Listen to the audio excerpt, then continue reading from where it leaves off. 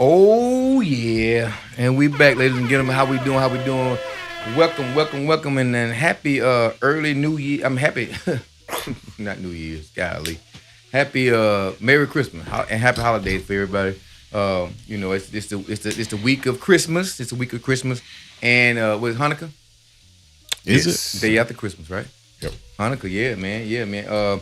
Welcome, ladies and gentlemen. We are back. We are back. I know we took off last week trying to get things in perspective for the end of this year, Seven Smoke Cigar Table Talk, and the start of next year. So we got a great. We got some great shows ahead of us coming up for the 29th, if I'm not mistaken, and the first Monday in January. We got some great star-studded podcast, man. So we looking forward to it. So we've been trying to set that up for the last month or so, and it kind of interfered with our last Monday show.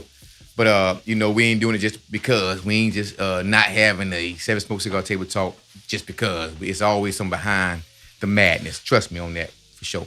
All right, but I'm here. You Seven Smoke Cigar Table Talk, baby. Another Monday night. We here.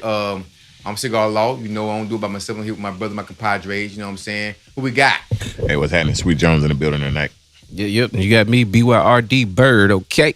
Okay. Yeah, man. And we I just got word, that we need to be more vulnerable. You know what I'm saying? A great friend of mine said, man, y'all need to show that y'all men is okay. You know what I'm saying? And it came from the post I posted today. About men, it's okay to not be okay. Okay. And you saw all the titles around that. So we're gonna dive deep into that tonight a little bit. And we're gonna also talk about impact. You know what I'm saying? Impact, what impact that you have on your surroundings, the people that look up to you, the people that you think is watching you. Even when you're not being watched, you're being watched. So how do you carry yourself on a regular basis? And how are you impactful?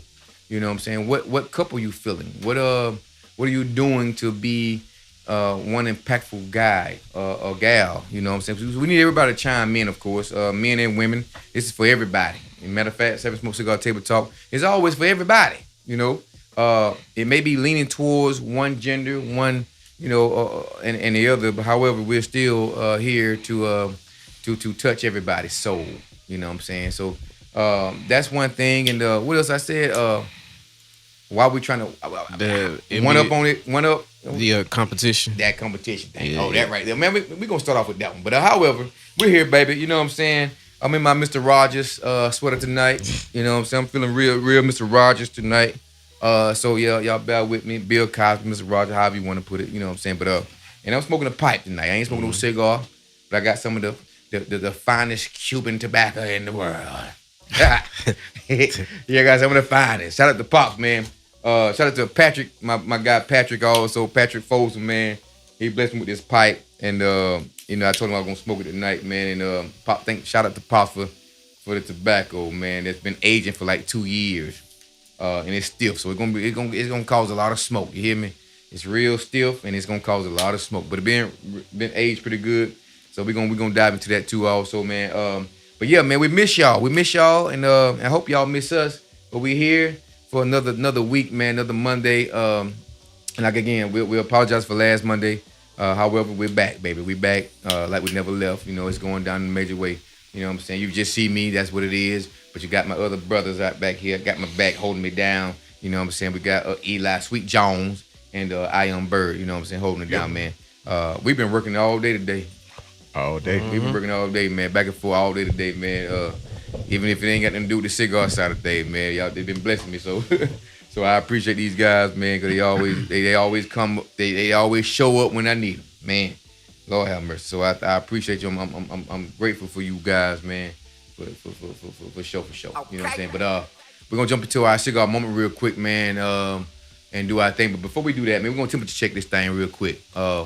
Tonight is a great night to express, like I say, like, share, and tag, and get some guys up in here real quick, man. We're gonna talk to them. Our last show, we shout out to Mr. Tony Tone. He's been ever since been on our show. He's been it's been real heavy. It's been real. He been on the social media side and radio broadcasting side real heavy off that topic that we talked about 2 weeks ago. And the topic was I am the prize. You know what I'm saying? So that's been hitting home to a lot of people.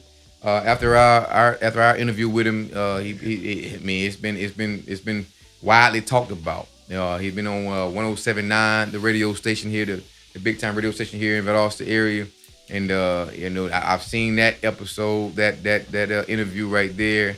So it's been getting a lot of pressure, man. Been a lot of attention also on that title. So shout out to him for doing his thing.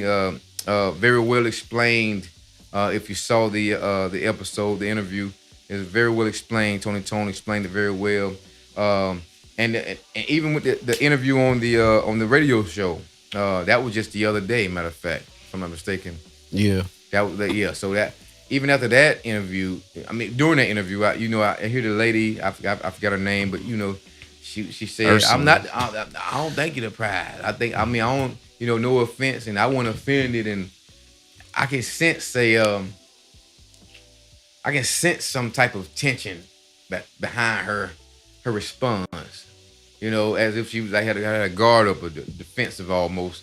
And forgive me if I'm wrong, but however, and it's no offense to her at all, but it's like she didn't hear that episode. She didn't hear the Seven Smoke Cigar Table Talk podcast that night. No, she didn't. So that's Queen Ursula, because she be on there often. Shout out to with Queen. I hear a lot. Yeah, absolutely. Yeah, Shout she out be to on her. there I love often her. with Tremaine. But obviously when he made the post, she was responding to that. So I guess no, she didn't see the show, and her feelings were still kind of based into that. Mixed, and yeah. she had time to marinate on it before they Absolutely. got to that point. Absolutely. So she had her points that she was trying to kick off or whatnot. It sparked more. I see more going on in the comments that I actually got to bring that to the table. Like, it kind of sparked some other conversations as well. Like, but the main thing about that whole situation, like I was just telling Eli before we started or whatever, it was just one of them things that I think more people was just ready to respond. Ready to erupt. Yeah. That, other than just, taking time and listen, because some of the things that was said, it's like, it wasn't even that, it's not that deep. It's not, bro. Like, it's not. It's really not. For sure. It's not. It's really not, man. And it was very informative. Yeah. When I first heard that title, I'm like, oh boy, he gonna stir some things up, baby. It's a pot stirrer tonight, baby. Yeah. But however, he came on and held his ground. He explained that thing, and it wasn't bashing a female or a woman. It wasn't bashing nobody. It was wasn't just, bashing. It's preference, and I think like that was just one of them things. Men can never really get off their preference without some type of backlash to it from anybody, like male or females. Like, you're not supposed to have a preference. The same women have their preferences, and that's all he was saying. At the end of the day, that's his preference. That's what he's looking for, and that would be the prize. Absolutely. So, Absolutely. So very, very, very well explained by Mr. Tony Tone. You know what I'm saying? He said what he had to say. He stood on it. He stood 10 toes on what he posted on Facebook several days prior to our interview with him. And it was basically what we say all the time. The man in the household, a man leads. And that didn't just come from Tony Tone. That post, this come from generations. Generation before. Man lead. That whole protect and provide and security type deal. So they just use it in a modern day way, which I can see where it could stir the pot because of how it was received. You didn't dissect it, you just received it. Now, if you dissect it, which he did, you will understand it wasn't a bash. It's understood. And sometimes, and I forget where it popped up at, whether it was in the comments last week or in his comments or like when it was on the radio in the comments, sometimes it's the messenger. It's not the message. So it's just like nothing was said was wrong, but then, if you got something about this person that you don't like for whatever reason, it's anything they say gonna rub you the wrong way. He could wake up and say God is good. It's just God good when he good. He ain't never good to you. Like, he should be Well, like, what? You speak for yourself. He ain't been what God did for you. Man. Right. Yeah. So it's just you got some people that it's just like that. It's just who it is. It's not what was said. I agree with that, man. And that's where we and that oh my God, that leads right into which one of the topics we're gonna talk about tonight. That whole Competition. that competition, man. Like, you know what I'm saying? Why you trying to one up me on everything that I do? I don't even see you because when my vision, what I'm trying to do right now, I don't have to involve nobody because this is my thing. So what? But you see what's happening with me. I'm evolving or excelling or whatever, and you trying to one up on me, and I'm not even seeing you right now. Yeah. You in competition with me, and I don't even know. I don't even know it because I'm not in competition with you. I'm trying to. This is a self thing. I'm trying to, you know what I'm saying? Trying to build myself right now, and you over here looking at what I'm doing. And trying to compete with what I'm doing. Like, I don't even see you because it's not about you. You know what I'm saying? Man, you know, that's a true sentiment, you know, because I wasn't going to share this, but man, I had somebody reach out to me that just happened to listen to the podcast that I do and literally said to me, well, how Law feel about that? How what? They said, how Law feel about that? Oh, no, they didn't bring my name up in there. I know they didn't bring my name up in your life. I said... How Law feel what you about talking about? Talking well, you be on there with them. They don't feel like you're trying to branch out. I said, you obviously don't watch the show. Oh, Obviously. Obviously. I said, you obviously don't watch the show, number one. I said, number two, that's my brother. I said, number three, if you got to ask me that, then obviously you are an enemy. And I don't need to have a conversation with you. Trying to cause friction. Keep it close. You know, and you know, it's just one of them things where I'm like, you know, when you send it, I chuckle because I'm like, The audacity. You know, it's enough out there for everybody, and we do the same thing in different aspects for different reasons. Absolutely. You know, this is a mental break for everybody here, and mine is just an extended touch of that in my own way. And it's like, what? Yeah. Why would my brother be envious of me? Come on. When y'all don't even realize he's the reason why I did it, him and Bird. Right. So, you know, it's like, what? that's called expansion and growth. Because do you not know we can literally turn this whole thing to a network? What, like every day we got another piece of content to offer in a different way. Every day it's something else to offer. Like we got this part right here. You got that when me and Jimmy jump on and do like the DJ stuff or whatnot. Right. We got me and Eli got something else that we working on. And then with Eli recess for the soul or whatnot. Like, bro, like that's just a network now that's going like all connected. Yeah, it's all connected. Man. That's like a beautiful thing. Exactly. So it's like it'd never be that, but that's like the devil talking to Eve at that point. Yeah, like, right. like, how you feel about it? What you think he feel about Talking that? about Nothing. one up. Hell, we want you to be one up. We come. It's not Exactly. competition. It's like we want you to. It's like we in law enforcement. You know, if you work for somebody, you got a chief. You work for a chief, and like and you come in as a regular officer up under that chief, regular officer. You show what you can do. You show your talent. Boom, you become a corporate. Then you keep on showing your talent. You become a sergeant. That chief have built you to be that right there. Now, if you leave me, which ideally, That's the plan. you're gonna leave soon. You're gonna go somewhere and excel and be greater than what you was here. But I want to make sure you are prepared for when you do go off somewhere else. And long as you know where your skill came from, we put this in you right now. Now you ready. You ready. So I can't be mad if you leave and go somewhere else because you're prepared now.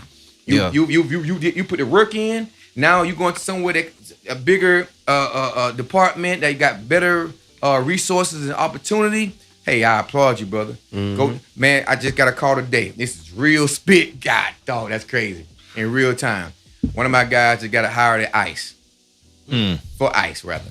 You know, I don't agree with the government how when it comes to that whole ICE thing, but however, man, that's a huge accomplishment. Yeah, it is. And this guy been in it for 20 some years. He know his job. He's a bad man, and he's one of my bulldogs. You know what I'm saying? But damn, you get a federal job, bro. Yep. Like, man, listen. Hey, keep your number the same. If you change your number, you better let me know you change your number. Because you know what I'm saying? Because I look to him for insight, and I'm the chief. I look to him for insight on a lot of things, and he do things by the book. He do it the right way, regardless of the complaints that may come on. But you ain't got nothing. Once you complain about it, I look at the video, boom, boom, you ain't got nothing. He did it right. He did it the right way. Yeah. You know what I'm saying? And it's recorded. Like, yeah, I know, I feel you, but however, you know, but he calls it, man. And he felt like he was disappointed. Like, no, man, wait, hey, man, I'm happy for you. I felt like I got the job. You know what I'm saying? When you call about it, you know, I say, I know what you're calling me for. I already heard. Congratulations, brother. Man, that gave me chill. I felt good about it. You know what I'm saying? No, I don't know him, his personal life and stuff like that, but I know he was one of the officers that came in and I saw his work. And so he said, man, I got the job in ICE, man. So boom, boom, I'm gonna be doing. I say, man, that's dope. That's dope, man. But you know, we here. You gonna come back? We always here. But man, that's congratulations. I was happy for him, and I didn't have a personal relationship with this guy. I just knew him as an officer, and I knew I knew his work ethic. You know what I'm saying? So that's the same thing with us. Like, come on, man. We ain't doing this right here. Bird saw something in this whole thing right here, and I ain't see it. Right, I could have literally watched him and found somebody else and just did it myself or whatever, a whole nother way. That's crazy. Like, yeah. So this is a selfless area right here, man. We walk up in this whole this parameter.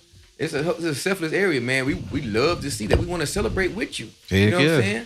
I was gonna say, if we did more celebrating versus comparison, things would be a lot better. Because comparison kills, man. Like it really does, and it forces you to look in a broken mirror, and all you see in that broken mirror is a reflection of yourself. Right. In smaller versions, like you still are the person that's being seen in that mirror. You got to look beyond that sometimes, man. I like that analogy right there. It's just some things, man. I like that for sure. I don't know.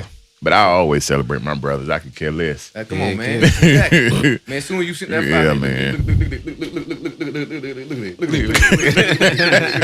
Where was it? Oh, well, that's bad, right? I said, yeah, that's right. I just sent this to him. I just said, man, he changed the date. He changed the whole, man. I'm gonna tell you what I did it too. I was like, nah, we're gonna go into 2026 with a new look. We're gonna brighten it up. We're gonna make it look more welcoming. We ain't gonna make it look dark. Yeah. We're gonna it's gonna say, hey, come have a conversation with me. There you go. That's exactly why I did it the way I did too. Yep. Because I believe in that. Yeah. I ain't got to be no resident of your community to support what you're doing and serving. Right. It's an ongoing thing. Yeah, man. So and the crazy thing about it, man, it's like, you know, people complain so much about things the city don't do and they don't have this. Man, I want to do that. I'm finna go on my soapbox real quick. We had a Hugs and Mugs event on Saturday. Okay. Hugs and Mugs. No, I'm sorry. Yeah, Hugs and Mugs. Hugs and Mugs event. And, you know, we had the big projector. We had to spend money on this stuff. This big projector, the screen, going to show a movie to the kids to come out. We got hot chocolate for them. We got hot dogs and hamburgers for them. Free. Everything free. Just come on out, bring your blankets, you know, and we're going to have a big projector, watch a Christmas movie, you know, for the city. For the city. Shout out to DJ Rome for the speakers, you know. DJ Rome, you know, he had other engagement, but he made sure it was 2 o'clock in the morning, Sunday morning. He made sure, 2 o'clock Saturday morning, he made sure we had the speakers that we needed to match the projector and everything. You know, we got outside people that's looking out and helping us that we're connected to, man. 3 degrees of friendship. Put the event on. We've been posting. We've been advertising it for a long time, and you know, we're trying to just do exactly what the citizens are asking for. We're doing what the citizens are asking for. We put this on, free of everything, and at the fairgrounds, so everybody know where that at. And only one family showed up. Yeah. Shut your mouth. One family showed up, man. Money just bam went the way. I said, yeah, we're gonna use our projector, so we're gonna own that. Hot dogs, hamburgers, you know, hot chocolate, you know, projector, all it, the speakers, you know, all this stuff right here, man. And one family showed up. One family showed up to watch the movie on Saturday. The weather wasn't even bad. Crazy thing about it. Nah, this past Saturday, it wasn't. About the coldness, that's the reason why we had the hot chocolate. We was expecting for it to be cold. That's why the hot chocolate idea was there. So shout out to my captain, Captain Collins. it was her idea, to put it on. And when she said it, it was a go. Whatever we need, we're gonna put it together. Boom, boom, boom. I love that. Something for the community to to enjoy. Bring your families out and watch the movie on the projector. One of them big old blow up. I've got the but it's big. It's a big one. Big old blow up projector, man. We had everything situated, and she was sick. Crazy thing about it, she came out and she was sick. She was so sick. She didn't come to. She been sick for the last 3 days. She didn't come to work today. But however, it's like the fact that damn, y'all ask for so much stuff. You go to social media and complain and I won't say the other word, but complain about the city ain't doing nothing. And the city ain't doing nothing. Hey man, no, y'all not doing nothing. Y'all not doing anything because this stuff is here. This stuff is here, but y'all not doing it. Y'all see it, y'all like it, and all this good stuff. However, you're not doing anything. But then when they start asking at the end what the fuck? Huh? No, I was talking on the thing. At the end of the year, and they start saying, "Well, where these hundreds of dollars went out of nowhere?" Or y'all using the taxpayers' money? Where it's gonna be? Well, y'all asked for us to do something for the community. Come on, dog. And you didn't show up. I come out my pocket a lot already. It's and people don't show up. Crime Hall meetings, to be exact. We do the Crime Hall meetings. I had to pay for that food. I chose to because I didn't want to use unnecessary because I don't know who's gonna show up. But I used my own money to grill it. And shout out to Pops. We grilled some sausages, right? Hot dogs and hamburger before the show, before the event, before the Crime Hall meeting. So I get up with Pops early in the morning.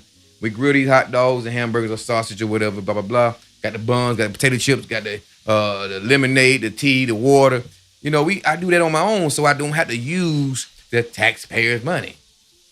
Now all the taxpayer got to do is come to the event and complain or share something that may be a hindrance in the community that you see, like a crime that you see. Come and share it with me because let's work together.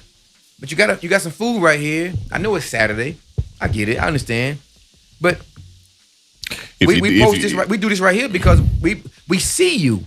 We see the complaints. We see your concern. We see you. So that's why the Crime Hall meeting is there because now come on out. Let's work together because we can't do it without you. Yep. So come on out and tell us what's the issue? What are you seeing in your particular neighborhood that may be a hindrance to you? So come on out and let's talk about it. Let's see how we can work together and fix this thing. You know what I'm saying? Y'all have the eyes. We come when y'all see.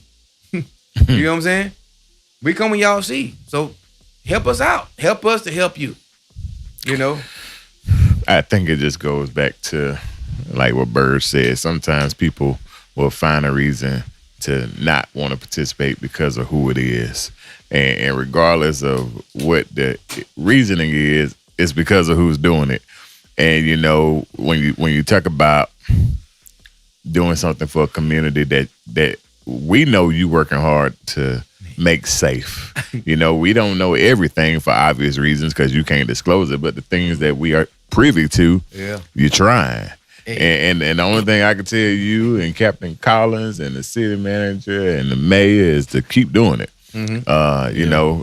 Regardless of who show up, the people that show up will be able to vouch for the efforts that's being put in place. And so it comes down to just championing that idea of not being compared. Yeah. Because at the end of the day, they can't say what you didn't do. And that's what I'm on. Brother, I tell y'all all the time, no matter who show up, guess what? It was presented. Yep. And Coffee with a Cop was today. Coffee with a Cop was the day this morning, 9 o'clock to 12 o'clock.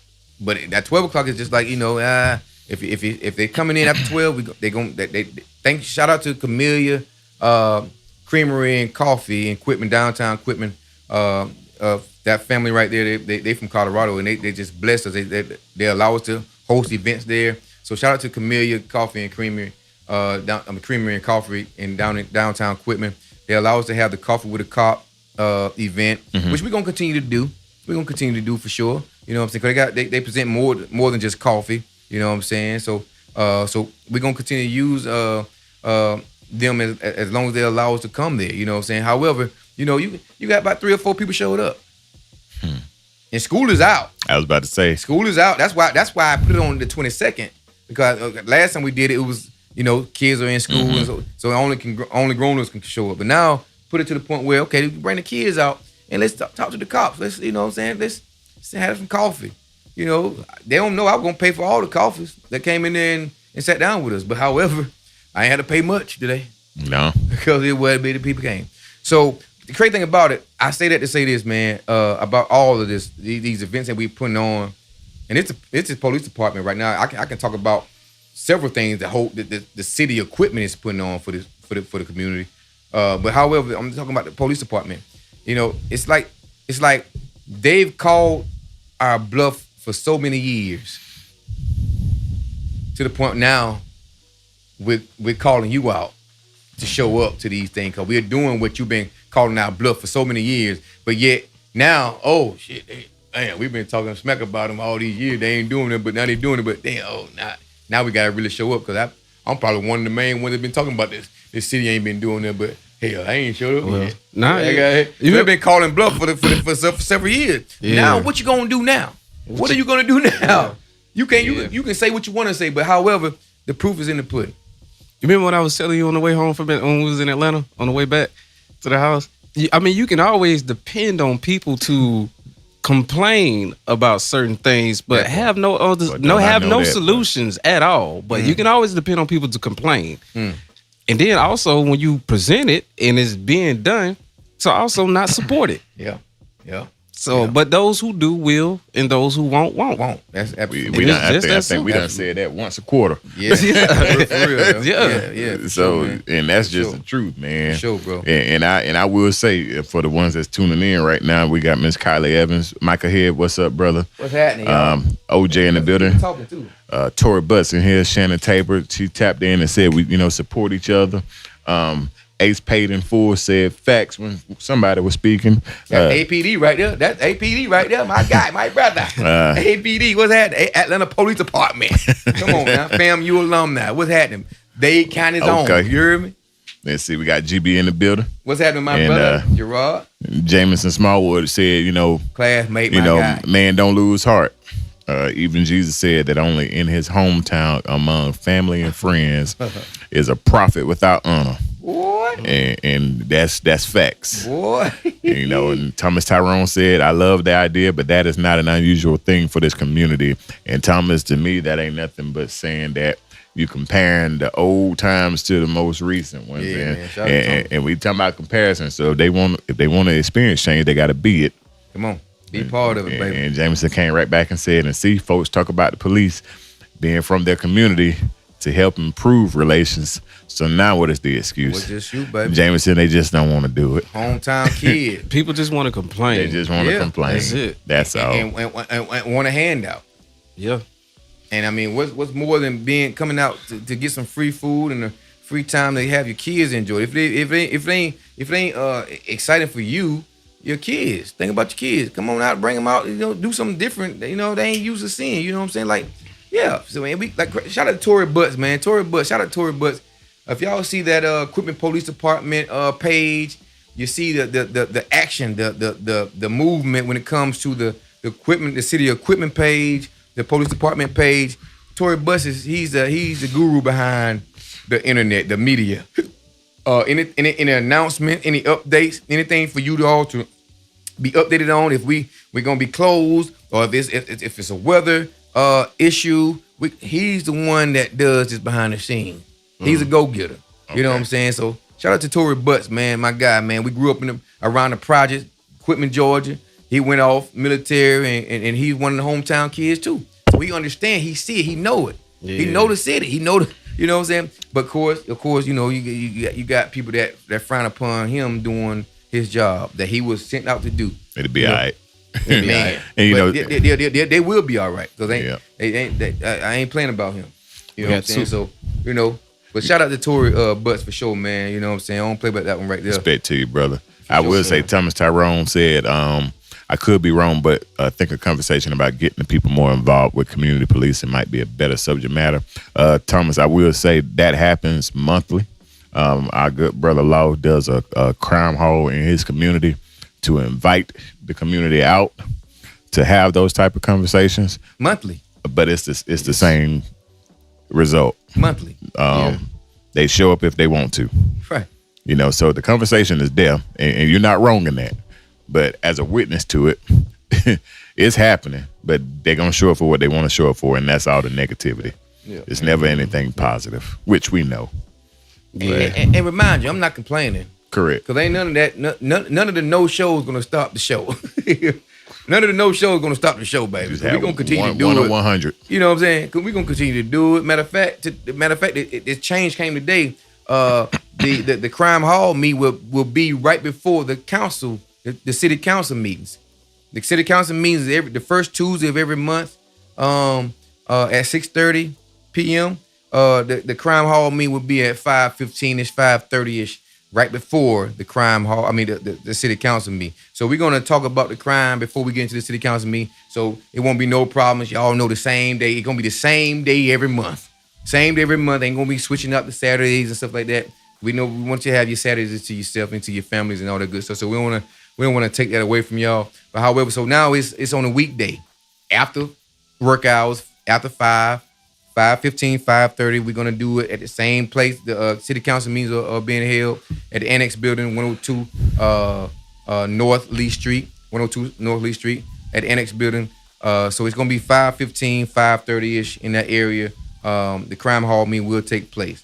It's a good little hour to talk about concerns and if you have questions or whatever. And then we're going right into the city council meetings right after that. So that got approved by the city manager and the mayor. They thought it was a great idea. So, hey. That's what it is. So now, we're gonna see what the excuse is now. Now I'm trying to make it more convenient for you all. Saturdays, yeah, that even though the food is all, we try to get you in, so try to make up for you coming out on a Saturday, feed you, and let's talk about some real situation. Okay, that didn't work. Okay, now we'll change up the strategy. Tuesdays is a work day. After you get off of work, come on to the crime hall meeting. Let's talk about it. We're serious about it. Let's see how serious you are, and your efforts don't too much count when you go to social media and ask questions and make little allegations and so on and so forth, or how do you? It's just a place where I report the equipment police department. Someone put a post up. Yeah. It's just where I report the equipment police department at. No, you come talk to the chief. Now, I hate to throw that card out there like that, but come talk to me, because I ain't got a phone call from you. And one guy must have been, about 5 years ago, I came and try to talk to the chief, and I couldn't. Hey, boy, I ain't 5 years ago. It's all right now. You know what I'm saying? Like, I don't know nothing about that. I don't know nothing about 5 years ago. So it's new regimen, right? And catch up, man. Catch up. We're trying to do some things here. Pay attention to what's going on. I guarantee there'll be less complaints because it's an open door policy. We outside. Matter of fact, I was riding through last night and my office didn't even know. I see them riding on Court Street or the other side street, them cruise lights on. I seen it. Like, dang, I like that. I like to see that. That's cool. I was in my POV. You know what I'm saying? Like, damn, they really doing it. That's what I'm talking about. I like that. I ain't got to micromanage none of these guys. All certified, know what's going on, what the deal is. Yep. We damn near fully staffed, and hey, what we talking about? Can't beat that. You know what I'm saying? Like, but hey, complainers gonna complain, baby. Hey, like and haters gonna hate. Tim Rose said, bro, keep it going. Yes, hey, sir. Shout out to Tim, man. Yeah, shout out to you, Tim. Appreciate you, man. Yes, indeed. And yes, Thomas indeed. also came back and said, please continue to lead by example and keep showing up. Yes, sir, Tyrone. I appreciate you so much, Thomas, man. You got a couple on this TikTok too. Q on there like a YN. He said, "Yo, what up, family?" Q on TikTok? Yeah, and I keep like I'm new to using this or whatever, but I'm not trying to invite nobody on here, so I keep trying to scroll to see what in the comments or whatever. I'm not inviting you on this live, bro. If you see it, that's why it's doing it. You invite them on there. No, I did. But I will say too, that ties into the impact, right? So we talking about comparison, but the comparison here and what's on the table now. It's the impact that you have. Come on, baby. And that one family that showed up for you all on Saturday, that you probably helped change their perspective. Man. On everything that they might have thought of prior to coming out there. Right. They probably sat back and watched, see if because Fat Austin did it for our community, with the movie in the park. And so, and it's not just something that one community has to do, right? So that some people do sit back and say, well, let me see if they're gonna do it over here. Yeah. And you did it. And we did it. And you had somebody to show up. So it wasn't a fail. It wasn't a bust at all. Even if no one shows up, but it's not a fail. Nope. They've caused me to change my whole perspective, my mindset about things. The Seven Smoke events. I used to be so concerned and worried and stressed out. I be to the point where I'm just ready for it to be over before it starts. You know what I'm saying? I'm like me setting up, knowing I've planned. This is before the club. Me setting up the everything before the event start, man. Days prior to the event, it's so nerve-wracking. Like, man, I ain't never done this before, and I want to see who gonna show up this time. Like every time, it's like, are they gonna show up? Are they gonna show up? Dude, is this something they want to? Is this something that they want? Something that they like? So on and so forth. You know what I'm saying? But when I'm just ready for it to be over. I don't care who show up. I know I'm gonna smoke my cigar. I'm gonna listen to this good music. Shout out to my DJs. I'm gonna listen to the good music. I'm smoking a cigar. And I'm gonna talk to whoever comes up. Want to talk about cigar? Just want to have a conversation. Period. I was to that point so much to the point like, I know this is my piece. I don't care who show up, cause guess what? It was presented something different. Yep. Something different. So now with the whole even crime hall meets, we do anything for the community when I don't care who show up. I dang sure hope you show up. I want you to show up. I want you to come out and kick it with us. And I don't care about who shows up to the coffee with a cop. It's being presented, and you ain't gotta just drink no coffee. You come and get a Coca-Cola if you want to. Right. The fact that it's here. We here. Come on, and those that you go to social media about who was this cop that did. But hey, come on, let's meet him. Come on, meet him. Come on and meet him, and you can have the conversation with him. Stop hiding behind this freaking social media right here, because you don't get no respect, no prop, no you don't get no love for that right there. You know what I'm saying? It's hard to shake your hand when I do see you, and I see you a lot. Those that talk, I see you.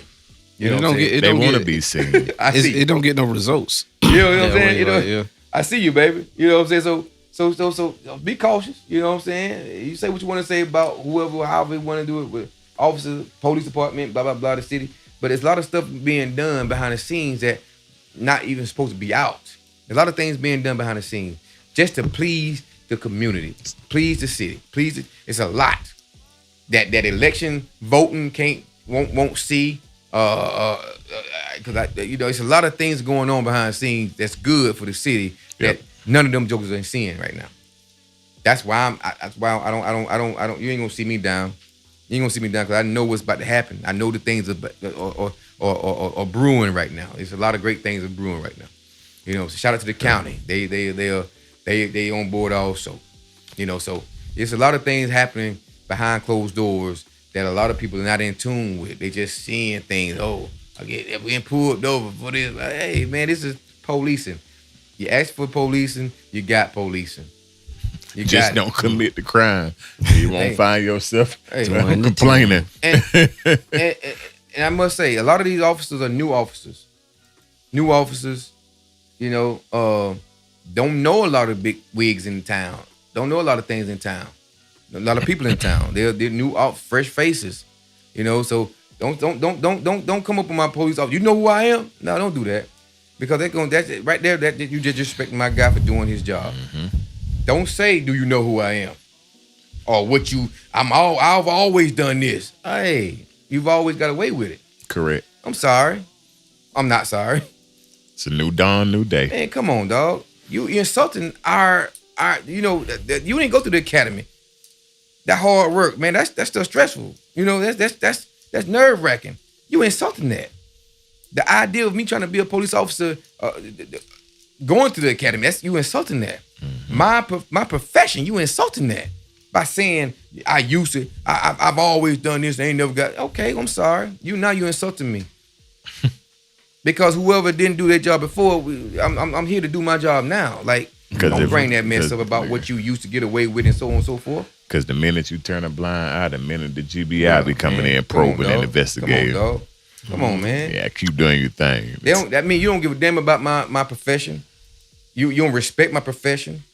You know what I'm saying? You don't respect me as a person right now, because if I wasn't a person, I couldn't have the profession. So you insulted me in so many realms right now. Like, come on, dog.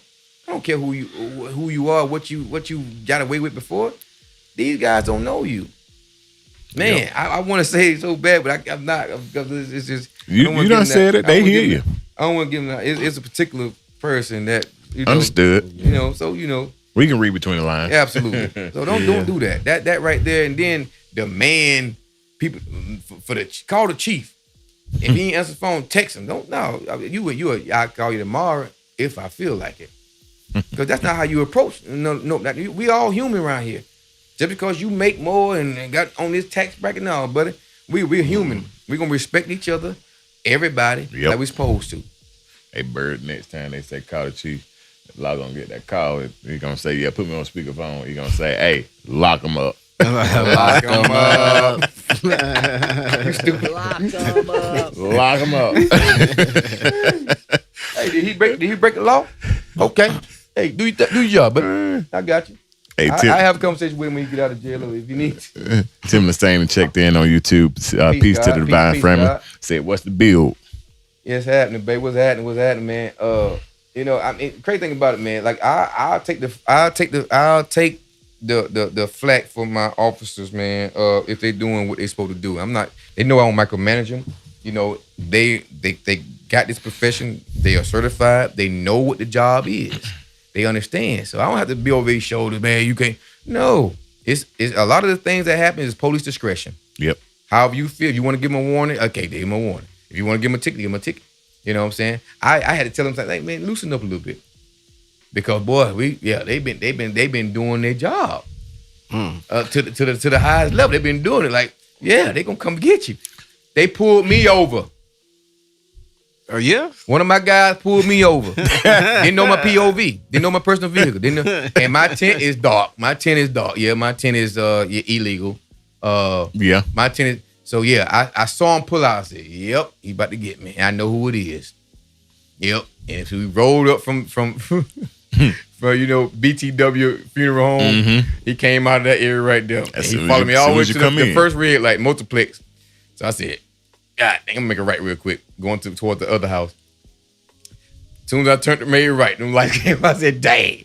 So I pulled behind the multiplex, and he put me over. I opened the car and said, it's me. He put up beside me and said, oh, man, I'm sorry, Chief, I'm sorry. And my picture that show up, I don't have a beard. It's an old picture. Mm-hmm. My picture show up. He said, man, you look for me, but I wasn't quite right. I was like, I'm sorry. No, you ain't got to apologize to me for doing your job, boss. You good. Don't apologize to me. It was funny, but I just I felt like it was gonna happen. Give that man a hand clap. Nobody's exempt. Right. Nobody's exempt. He's doing his job, man. That's real. So when y'all think, oh, they just pulling me over harassing, no, these jokers do this. That's what they do. Because that's what they've been trained and they are certified to do this stuff. If you thought they were harassing you, don't complain to us, because these state laws. Complain to the state and legislation. Don't complain to us about what you getting pulled over. That's just what it is, man. Simple as that. To be transparent. But I'm gonna get off that so. No, you good. We can move on to the next. Oh yeah, I was gonna say before we get out of that, Jameson Smallwood said, folks comparing their present and future to their past is just trauma. Mm-hmm. One thing I've lived by is do not judge yourself through other people's hurt or pain. And, I can even say that's a true testament to the healthcare world too, because there's so many times I get phone calls from people talking about, quote unquote, their treatment, which is really their perception. And so when I start probing, I'm like, well, what did you say? What did you do? Right. And, and sometimes you find out, well, I did light a cigarette in the emergency room. Well, why the hell would you do that? There it is. Mm-hmm. There it is. Because common sense would say that there's oxygen tanks around, number one.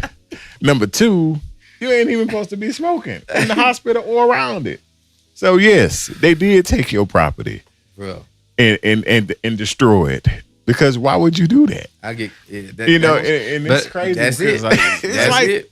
common What sense, did you man. do? Even bleeding over into my field or whatnot with social work. Like, yeah, they failed to say what it is you did. Right. Like, they say everything that everybody else did. I hear you. That's cool. Come on. But they failed to say, what did you do? There's a lot of victimization going on, if that's a word. It is, yeah. And I've learned that I can't probe everything, everybody, because that's when the narrative will get flipped. Oh, you just protecting them. Actually, I'm not. Nah. I just got to make sure that what you telling me is worth me filing it for. Otherwise, I'm not gonna waste anybody's time. Yeah, I'm in the middle. And I think sometimes they expect you to just say, yeah, they be doing that to everybody. All day long, man. All day long. You harassing me. You got put over yesterday with that dark tent. He told you to take it off, and we could probably get rid of the ticket. But you come back the next day, riding around again. So he's obligated to pull you over again. They no harassing. Just so happened you roll by me again. It's Quitman. It's a small town. And Get out of here. And that officer doing his job is the impact you have on that community. Man, and I applaud him. You know. And I applaud him. So it goes a long way, man. And they must understand, yes, that's my hometown. From kindergarten all the way up there to high school, 12th grade. Absolute. That's my hometown. Grew up in the circle, which was the project, the circle. They don't call it the circle no more, but however, the circle. My grandma was the candy lady. That's what it is. Yep, all the dope boys. We played flag football, touch football from light pole to light pole with the dope boys. Boom, there it is. That's me. When that light came on, the dope boys made sure I got in that fence because my grandma didn't play that, and they respected my grandma. She was the candy lady. Absolutely. So sometimes I ran from them because I didn't want to go in the fence at the time. I want to keep on playing football. But however, they made sure I got in that fence because they didn't want to disrespect my grandma. I know them all. A lot of jokes that not down there now don't know me because they're younger. They're the kids of the ones that, and I disappeared after I graduated from high school. I disappeared. I left off. I went off, try to see the world a little bit, see what was more than out there, more than Quentin. Shout out to my mom and my pops for not allowing me to come back to VSU. Yep. I want to transfer back to UV. I was in Kentucky, man. Come on. Culture shock. Shout out to my mom and my dad. My mom said, I said, Dad, ask my mom, can I come back, transfer to VSU, man? He came back 3 days later, said, oh, your mama said, you ain't coming back down here. You ain't coming back down here. You gonna stay up there, get away from all this, that's you around, blah, blah, blah, see something else. And, oh, man.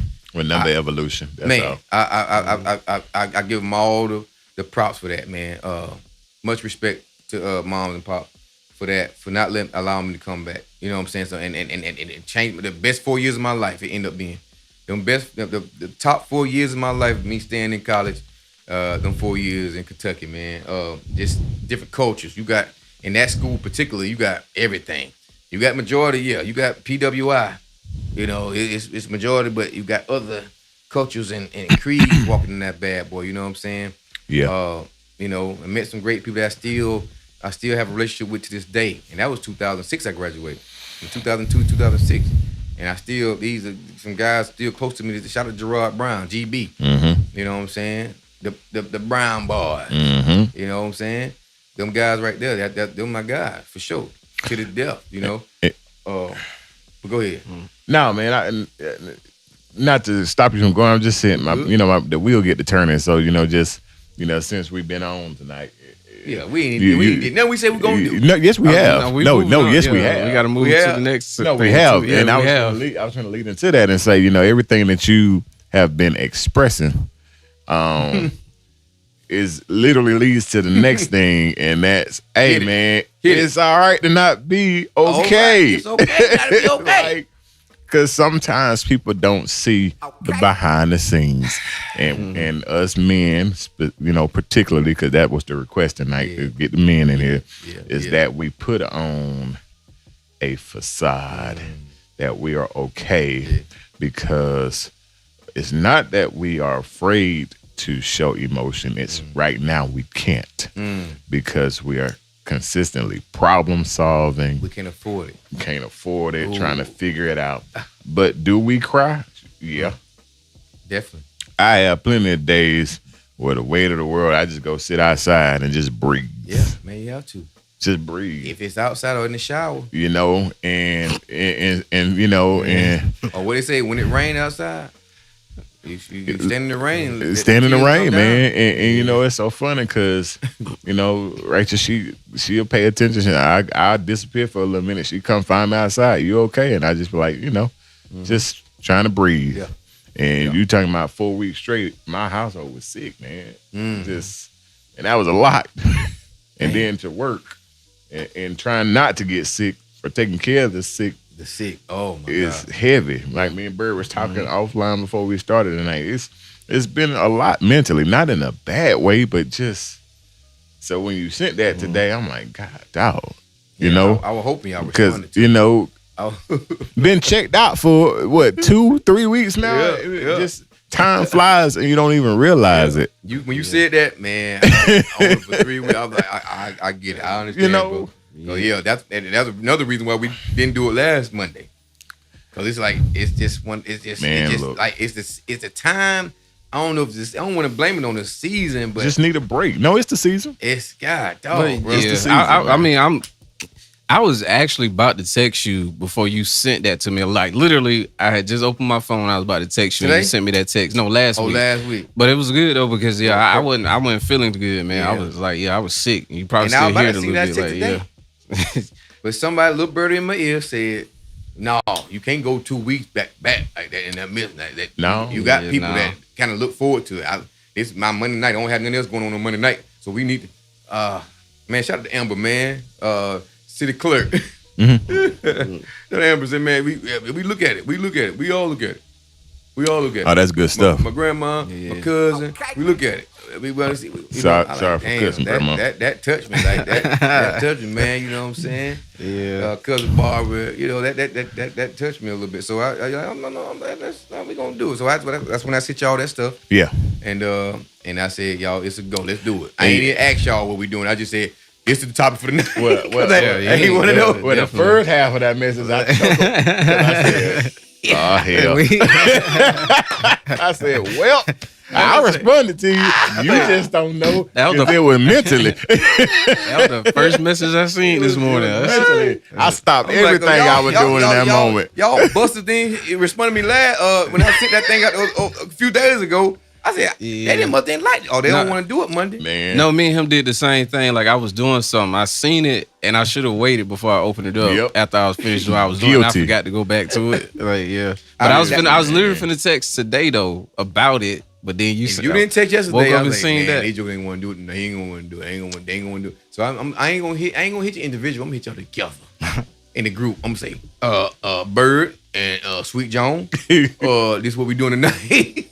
I was like, he didn't say how y'all feel about No, it. that just say since y'all. Since y'all. Hey, my bad. Y'all, they responded to me the other day, and I was talking to my guy JG, the chairman of Cigar Men of Distinction.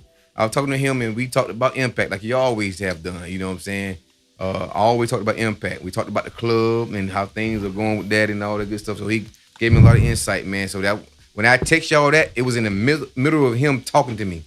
It was literally in the middle of him talking to me. Connectivity, man. Yeah, absolutely. I sent that to y'all when we was sitting there having a conversation about impact and the how when people trying to one up each other and it be us. You know, they be us. Always. They ain't never no problem. Y'all know they ain't no problem. Nope. Yeah. We think they are because we got our mind effed up on thinking everything that happened is because of them. No, you look at the joker that's next to you.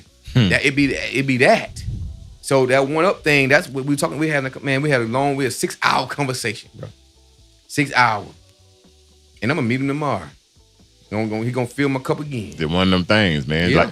Just like Thomas said, you know, he loved the conversation. Say he'll be down to have a discovery chat after the new year. Shout out to Thomas. Man. He said thanks for them guys. He one of the ones too. Well, he one of the ones. Like he said, thanks for your platform and efforts to serve and improve this community. So somebody believes in you and feel your impact. Yeah, man. You know, For sure. It's just the common thing of all that come together tonight, man. Oh yeah, full circle with everything. You know, we ain't got to get too deep on anything, but yeah, cry, dog. If you find yourself in that moment, hey, if you driving, pull over, cry. 5 minutes, get it out. Scream if you need. If you want to substitute this crime, scream. Just let it yell. Yeah, man. Yeah. Yeah. And being vulnerable, that's what it is tonight. That's why I love the mountain so much. Cause when I get to the mountain, that is my time to release. You know, I might walk out the back of that cabin, ball naked on that grass. Ain't nobody around me, so but bears. I walk out there, just be one with God, man. You know what I'm saying? Like that's my peace. Like, but it is the season. I'm going back. It is the seasons. Because this time of year forces you to realize that a chapter's closing, one getting ready to start, a new one is getting ready to be written. God. So it's gonna force everything that you've held on for 12 months to come out, and it got to come out so you don't take it over into the new one. Facts, brother. And that helps your evolution. It helps your impact. It helps eliminate that comparison game. And start celebrating, like you did. I think it was probably 3-4 episodes ago. You're gonna start celebrating people or checking in with them. Give them their flowers, right? Yeah. And flowers. Yep. And because I did it randomly with you, and somebody else on the list, and they don't even know it. They're just gonna get it randomly. Yeah. It's just one of them things. For sure. And I enjoy seeing someone elevate, dog. Like, yeah, man. I'm gonna live vicariously through you. I don't give a damn who you is. I don't care where you at, where you're from. You could be from another country. If I see something going down that timeline on Facebook or social Instagram or whatever, oh man, I'm gonna look at it. Look at it again. I might send it to somebody just to, show them like, man, look, this just embrace this. Like, live vicariously through them, man. And they're all gonna do is inspire you. Man, it's just even talking about us ourselves. I hit Bird up about a week or two ago, and I said, boy, from fly one to this one, I know you see the difference in it. We just laughed about it because I'm like, boy, I went back and started looking at some of them day one flyers. Like, why the heck did they let me do this, boy? Evolution, baby. Like, why did they let me do this? But you felt like it was something you felt like it's something you can do, man. You felt like it was something you can do, and you did it. And now look how quick them bad boys come. Man, they were so impressed today because we were just talking about that during the Coffee with a Cop. I said, man, because we sat there and decided, let's do it. I know the mayor said we try to figure out a weekday, instead of just Monday. And so like we said try to do something before. Matter of fact, we're trying to figure out the next date. Yeah. And we said the first Saturday in January. That'll be the Saturday before. We try to get a Saturday before the city council meeting. And I was like, that's a Saturday still. Like, shoot, man, people want to enjoy their Saturday, so I respect that. I understand that for sure. So let's shoot, man. Let's do it in the weekdays. So I'm like, dang, they on a Tuesday. I say, can't do it on Monday because we got the podcast on Monday. And so we can do it after the council meeting. We're going on Wednesday. And then somebody said, how about do it before the council meeting? The council meeting at 6:30. And you start, so you're an hour. You do your crime hold me for an hour. Let's do it before that. I said, So I said, okay, call the mayor. Call the mayor real quick and see what she talking about. What she think. Boom, boom. She in Jacksonville. Yep, that's a great idea. Boom, boom. So the people that standing outside, they can be inside and they can just fall into, whatever question don't be answered on the crime hall, we can answer them in the city council meeting. So everything coincide. Bam, bam, bam. There it is. So I was like, because I was about to press the button on the 3rd to you.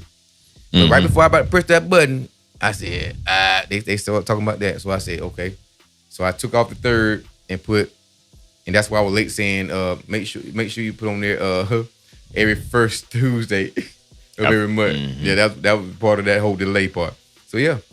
I mean, it's just like that all happened this morning. When all the pieces in the right places, the puzzle gonna come together. Brother. Absolutely, man. It's gonna come together. And if it ain't just me, you get a team behind me. Y'all, the people that was giving me the ideas, you know what I'm saying? My coworkers, like that, and they backing it. They ain't never been no crime hall meeting. You know what I'm saying? They backing, they like it. They think it's a great idea, so on and so forth. We came up with other ideas we got for the spring, for father-son type deal. Oh, yeah, y'all gonna like that. Father-son, fishing trip. Oh, that's beautiful. Father, son. It's time for like we talking about tonight, and that's how that came up because of the topic that I posted this earlier about what we talking about tonight, the vulnerability. We're gonna have a time for the father and the son to come and sit down, and we're gonna fish. We're gonna eat what we catch. Oh yeah. If we don't catch much, we're gonna still have some on standby. Pop's gonna fry it. He gonna fry it. We're gonna go out to a lake somewhere, pond, and fish, and we're gonna have once we get finished fishing, we're gonna have our kumbaya. We're gonna sit around and the father and sit beside his son, and it's gonna be a time to be vulnerable. I love that. It's gonna be amazing. Yeah, I love that idea. Hooks and Heroes, the name of Hooks and Heroes. Hooks and Love Heroes. that. I love Hooks and that. Heroes. We came up with all this stuff that happened this morning, man, at the Coffee with a Cop. Yeah. Just, staying on the subject of him, why do y'all think it's so difficult for men to be vulnerable outside of the Protection. The understanding of, not being able to afford to do it? Why do y'all think it's so difficult for men to be vulnerable? It's been embedded, man. I think it's been embedded, and then what I said too before we even started though, just something as simple as like stating your preference or whatnot. Like you get mauled by everybody. Like why is there something to say back about me doing the same Being thing that vulnerable. everybody else is able to do? Like when it comes to a woman or a child, there's nobody says anything about it. You just go forth with it. So then when a man says anything about it, you get scolded. Yeah. So then that kind of that pushes you away. Like, you know what? And really with men, you're only gonna do it one time. And once you get scolded that one time, you shy away from it. Like you don't never want to do that again. boy. Like You learn quick. And Yeah. I heard this right here several times by several different way older men sharing it with your significant other type stuff, and she get mad and use it against you later on. Like I'm like, damn, that's scary. Like Yeah. you're supposed to be my confidant. That's when I'm supposed to share and be vulnerable to and vent to. But when you get mad, you can't.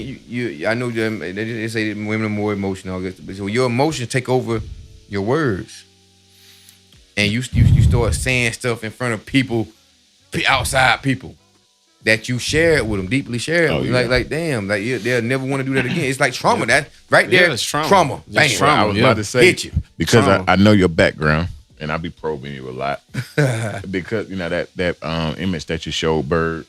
Do you think that that lack of support for allowing men to be vulnerable? If we connect the dots, do you think that's why it's difficult for us to cry, us to go to therapy, us to do everything that was in that circle? Trust, bro. Yep.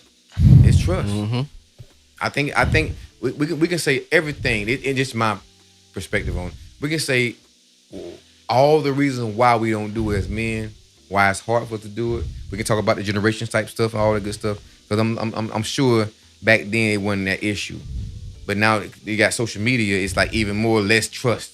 Because if I say something to you, I fall asleep later on. You record me talking about me while I'm asleep. You talking about me like, yeah, this joke had the nerve to tell me it's today, and put it on social media. Like, I've seen that too. So I'm saying stuff I've seen. But you can't trust nobody to protect what you can't trust everybody to hold and protect what you're telling them. You can't protect your feelings or your vulnerability. So it's hard. It's very hard. And I was told to be vulnerable tonight, man.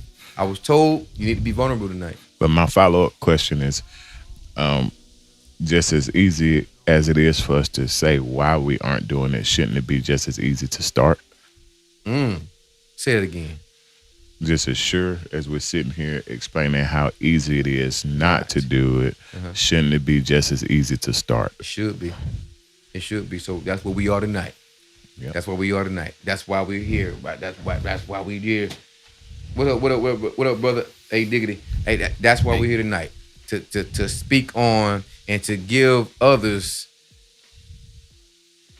that lead with this show that it's okay to vent. It's okay to cry. It's okay to be vulnerable. It's okay to ask for help. It's okay to not be okay. It's okay. What's one thing that will help you take that first step outside of the trust, outside of the affordability, protection? What's one thing that will help you take that first step to start? Ooh, boy. Ooh, wee. What's one thing that helped me take that leap? For me, I've started and stopped, but for me, just being consistent. You know, how people, New Year coming up, they're gonna have these resolutions to go to the gym and everything, and then they want accountability partners. I personally don't think that's necessary if you really got a mindset to do it. If you want to do it, you're gonna do it. It might take you some time, and that's fine, as long as you do it. That's right. You don't need somebody in your ear saying, "Hey, Eli, go to the gym." So it starts within. There you go. Even you talking about the gym perspective, and I'm talking about, and now I'm thinking about, damn, just expressing. That's harder than going to the gym sometimes. I just wanted you to say that because you're doing it. You knew the answer. Ooh, damn, you set me up. I did. Low down scoundrel. It's expressing it. Damn, that was good. Because we don't get to talk about it. That's good. Because you just said it. It gets used against us no matter who it is. Because Or somebody will find a way to compare you. Damn. Somebody will find a way to talk about your lack of impact or the negativity of it. Yeah. And then it makes you not be vulnerable. Wow. Makes you not feel like it's okay to not be okay. Wow. Because the expectation is you can't afford it. The expectation is you can't trust them. And then you just come into this shell and say, I don't need therapy. Yeah, you do. That's crazy. Trauma. We done said that all night. Just blessed my life on that one. That's all that is. And I'm speaking to me too. Wow. We just it gotta be just as easy for us to start by expressing it. Find your safe space. And that could be your brother. That could be yourself. That shower that you talk about. Yeah. Fishing at the pond, Yeah. Smoking a cigar. Smoking a cigar. I just want to come to my garage and smoke sometimes. Just want to be. Just give me 3 hours. Give me 3 hours. Yep. And 3 hours to unwind, and that's all I need. And it ain't supposed to be easy, Me and Bert and Zell joked on Saturday about something, man, and all these darn group chats with y'all, man, for all these different reasons. But it's so funny because I told Bert, life is about learning lessons daily, brother. And daily, and it comes with the truth. So, and that's just where we at in life, And you said, I don't know if it's a season. That's why I keep saying, yeah, it is. You said that. Yeah, it is. Seasons change. Yeah. They change. And this time of year make you slow down. It forces you to slow down. Absolutely. Yeah. Because that ball gonna drop soon. And then we'll be scratching everything from 2025, starting fresh in 2026. Happy New Year. And you will set all these goals and have your vision board and by the time July get here, all you gonna say is, dang, where am I? What have I done? What have I done? Oh, God. Yeah. And the first thing is gonna be you ain't take that step to start. Because you keep coming up with reasons why. You didn't jump. That's it. There you go. And it's simple as that advice I gave you when you was talking about the graphics and whatnot. All you gotta do is start. Just start, dog. It's like it'll get better. All you gotta do is just start. You know why a lot of people don't take that leap though? Fear. Give me some more concrete. Well, for me, they have lack of trust in themselves because they don't want to let themselves down. And if they start looking at, let's use the gym for an example, and let's use me. You see progress, and then you stay away from what has helped you get that progress and revert back to old habits. And then you start seeing that old thing creep back up on you. And you're like, dang, what did I do? You know what you did. You got complacent. And now you got to start all over again. Ooh, it's starting over. There you go. Starting over. So y'all don't think people have an effect on that? Oh, yeah. For sure. Absolutely. For sure. Somebody could just say the wrong thing. They don't even, and then half the time, they don't even know they said it. It could have been in a joking manner or whatever, and they don't even know they said something.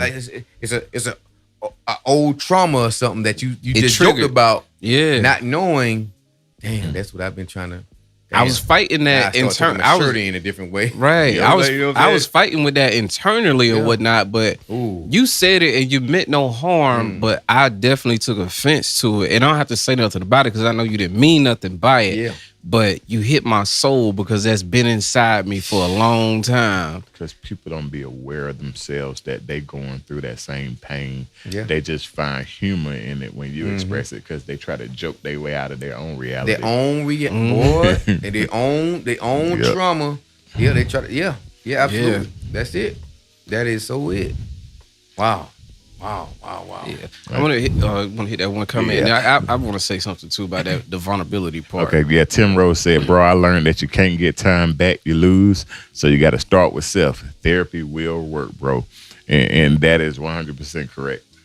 And therapy is not it's not a finish line to it, man. I like that. You know, if you started, just go at your pace. That's right. And trust the process. Really, it's supposed to make you uncomfortable in the beginning. Yeah, man. It's gonna always be uncomfortable.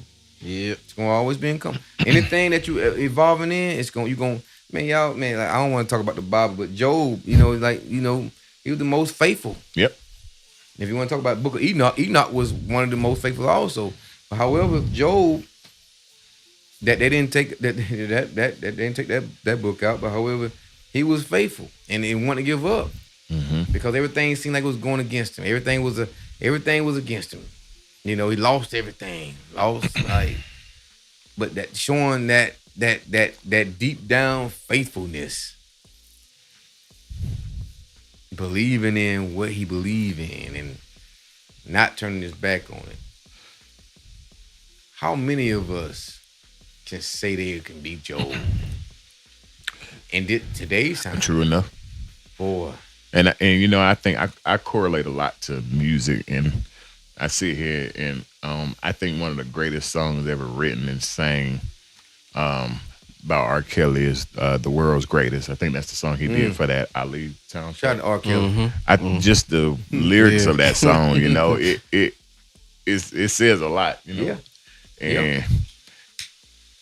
And being the world's greatest comes with a price to pay because you got to have your back against the ropes. Everything got a price, baby.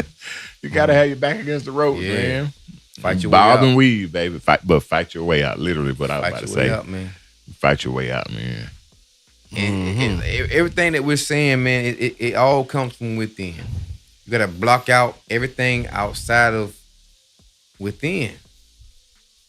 Everything comes from within. And it's tough. It's so tough because it's easier to be distracted than to be focused. Mm-hmm. It is easier to be distracted than to be focused. Oh, for sure. Think about that. Real deep down. You wake up in the morning, you pray, whatever you do. You know what I'm saying? You got your plan in your head on what you're supposed to be doing. Just driving out of your driveway and get to the red light and mess up your focus. Mm-hmm. Because this damn light been sitting here for 5 minutes. It ain't changed yet. What's going on? Mm-hmm. And then you go backwards. You turn around and go opposite direction. And you have a wreck or something. Oh, your deer jump out in front of you. Like, stay the course. It has taught me patience, bro. Patience to stay the course. Man, you got to stay the course, bro. It's so easy to be. It's way more easy to be distracted than to be focused. For sure. And that's the test of life. That's the test of life. This is because in this it's not even checkers. Chess right now because you can't plan. You don't have control of the world and what goes on in front of you like that. You have control of you and what you do and how your choices. You got control of that. You know, but everything that happens outside of you don't have control of that. Mm-hmm. But how you gonna react to it? It's the thing. Yeah. How you gonna react to it? This is part of your focus. Your reaction is part of your focus. Yep. Because if you react to this right here, was that part of your day? Was that part of what you set up to? Now you react to this right here. Now you off your focus. Man, easy to be distracted. Way more easy to be distracted than focused. You saying I don't something? know. I was on something today. What was I on? My social media presence suck except for TikTok. That's where I get my laughter from. Yeah. That's why I'm just starting this like the live situation. I think on I was on TikTok. Instagram and one of my buddies posted in his close friends and said, what did he say? Them 7 seconds was a bad moment, not a bad day. A moment, not a day. It was a moment. I got that. I got you on that. It's like literally, don't let them 7 seconds dictate your 24 hours. Because that 7 seconds can make you or break you. Make you or break you. Ooh, wee. Now, depending on where it happened at, I do have a problem with that. Like, if it happened at work, I have no problem letting that go. Like, just as fast as it happened, just as fast as it's going to be gone. What if it happened on the toilet? Better sit there and think. That's my thinking, man. Right there. That's where I get focused. Better sit there and think, boy. Yeah. But not that if it happened at the house, It's gonna go numb. Yeah. If it happened at the house, every time, bro. I got a problem with letting it go faster when it happened at the house, and that's only because of the energy. The energy is in my vicinity. Yeah. You know, like work, man. Bye. Yeah. It's like I ain't got, and I ain't gonna. How long is it gonna be before I see you again? It don't bother me. And the next time I see you, I've been let it go since the moment I walked away. So I'm not bothered. But at the house, it's a little bit different because that energy is in your vicinity or whatnot. So it takes a little bit longer for me to let it go, or get in my head and try that same process. And home is life.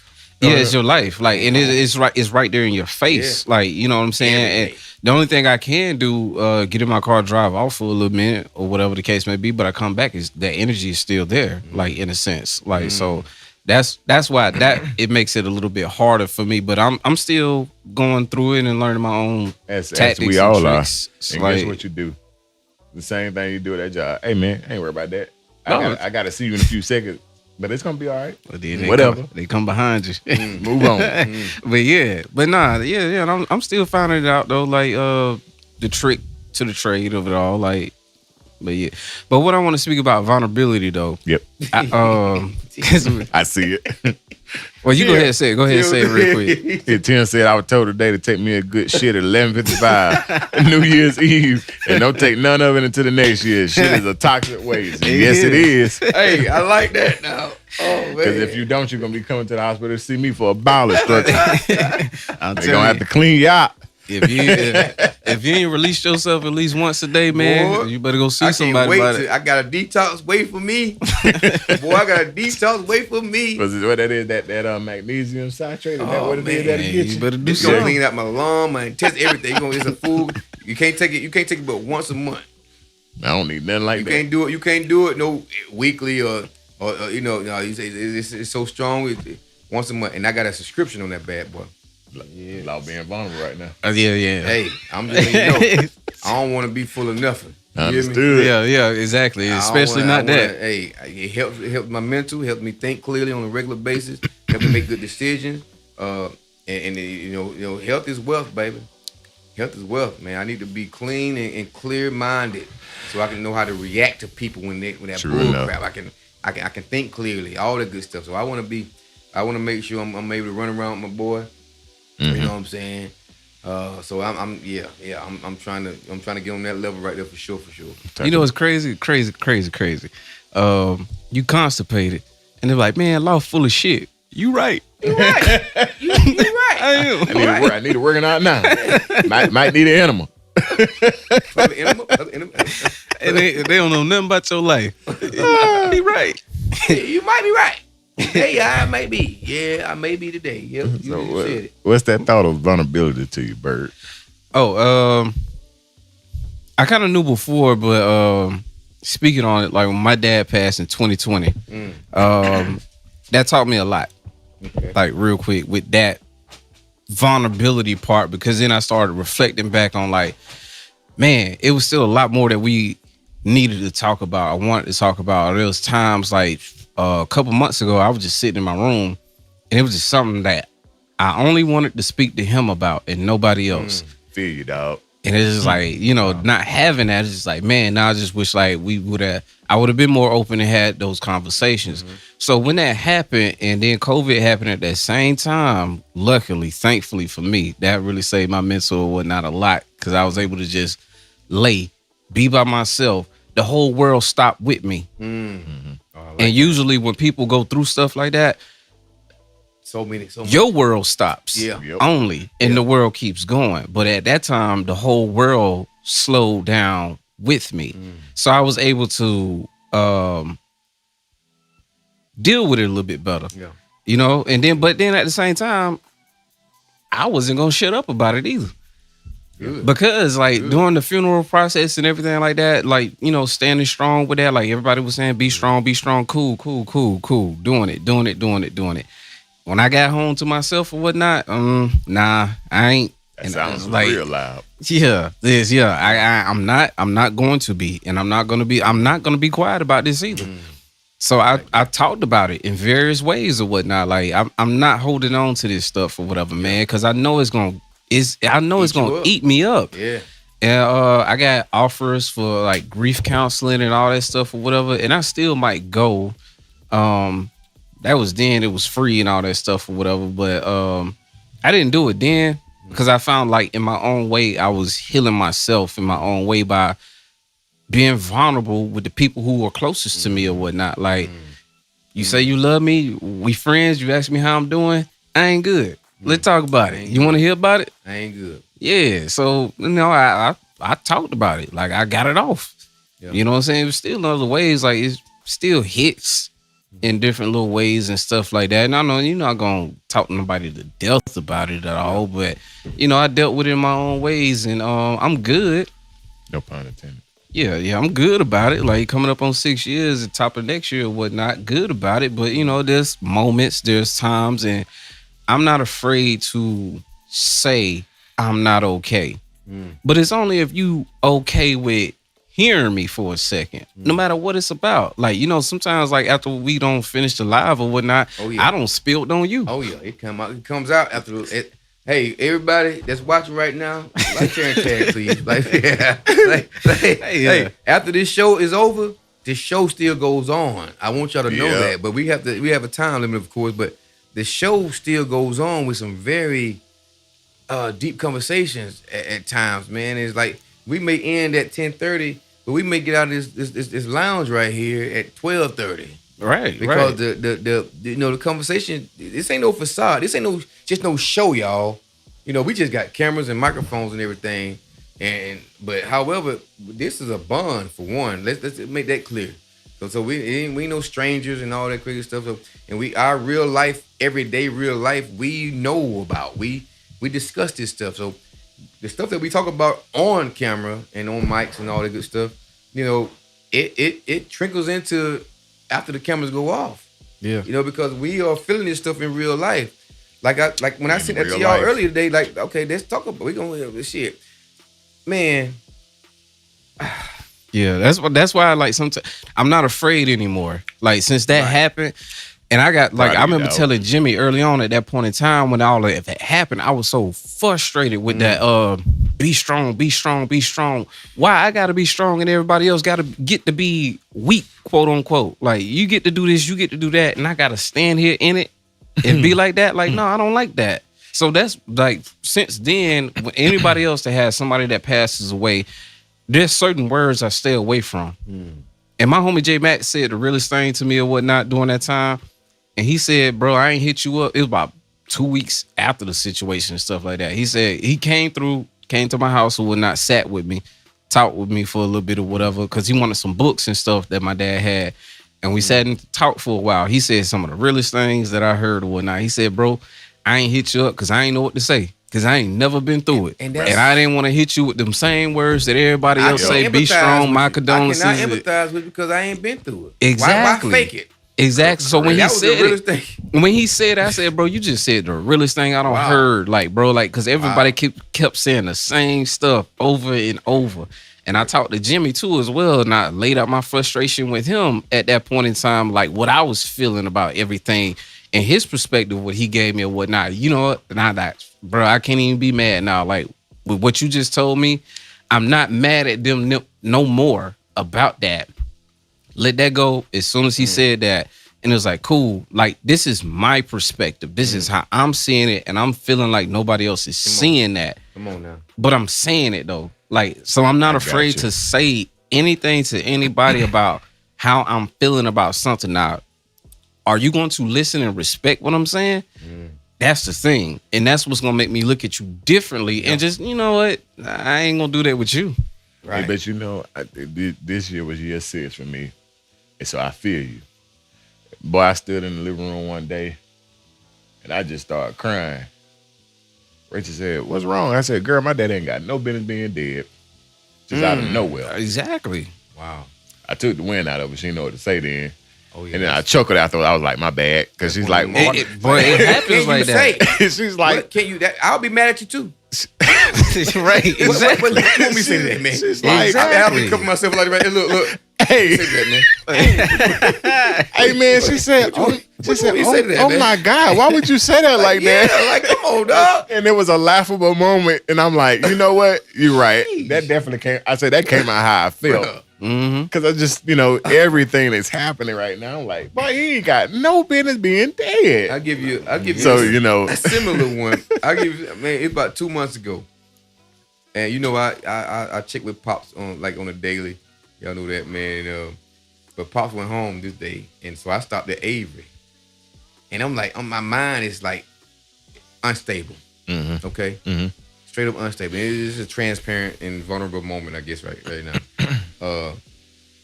And I got in there, and Avery doing his thing. He can talk to you and still work. He's a professional like that. He's good like that. Shout out to Preferred Window 10, you know what I'm saying? Shout out to Avery and Danielle Wells, you know what I'm saying? Preferred Window 10 for sure. So I go there, I sit in this little lounge area, listen to the music. And I just put out a cigar, just start smoking and just listen to the music. He got playing some good music, blues and jazz. And I just sat back and stared into the ceiling while he doing his thing. He said, "Bro, you all right?" I said, "Yeah, man. I'm just tired." He said, "Tired? You tired? Where was it?" I said, "Man, I'm just tired of everything." He turned off his little machine and said, "Now I gotta take you serious. F me up." And he said, and I ain't never been that tired, for one. I ain't never felt that way, I guess. And I said, "I'm tired." He said, "Well, now I gotta take you serious." And when he said that, I'm like, damn, oh no. My mind went to the worst, like, Choice of word, yeah. Yeah, I don't want to go there, but I'm like, I'm tired, bro.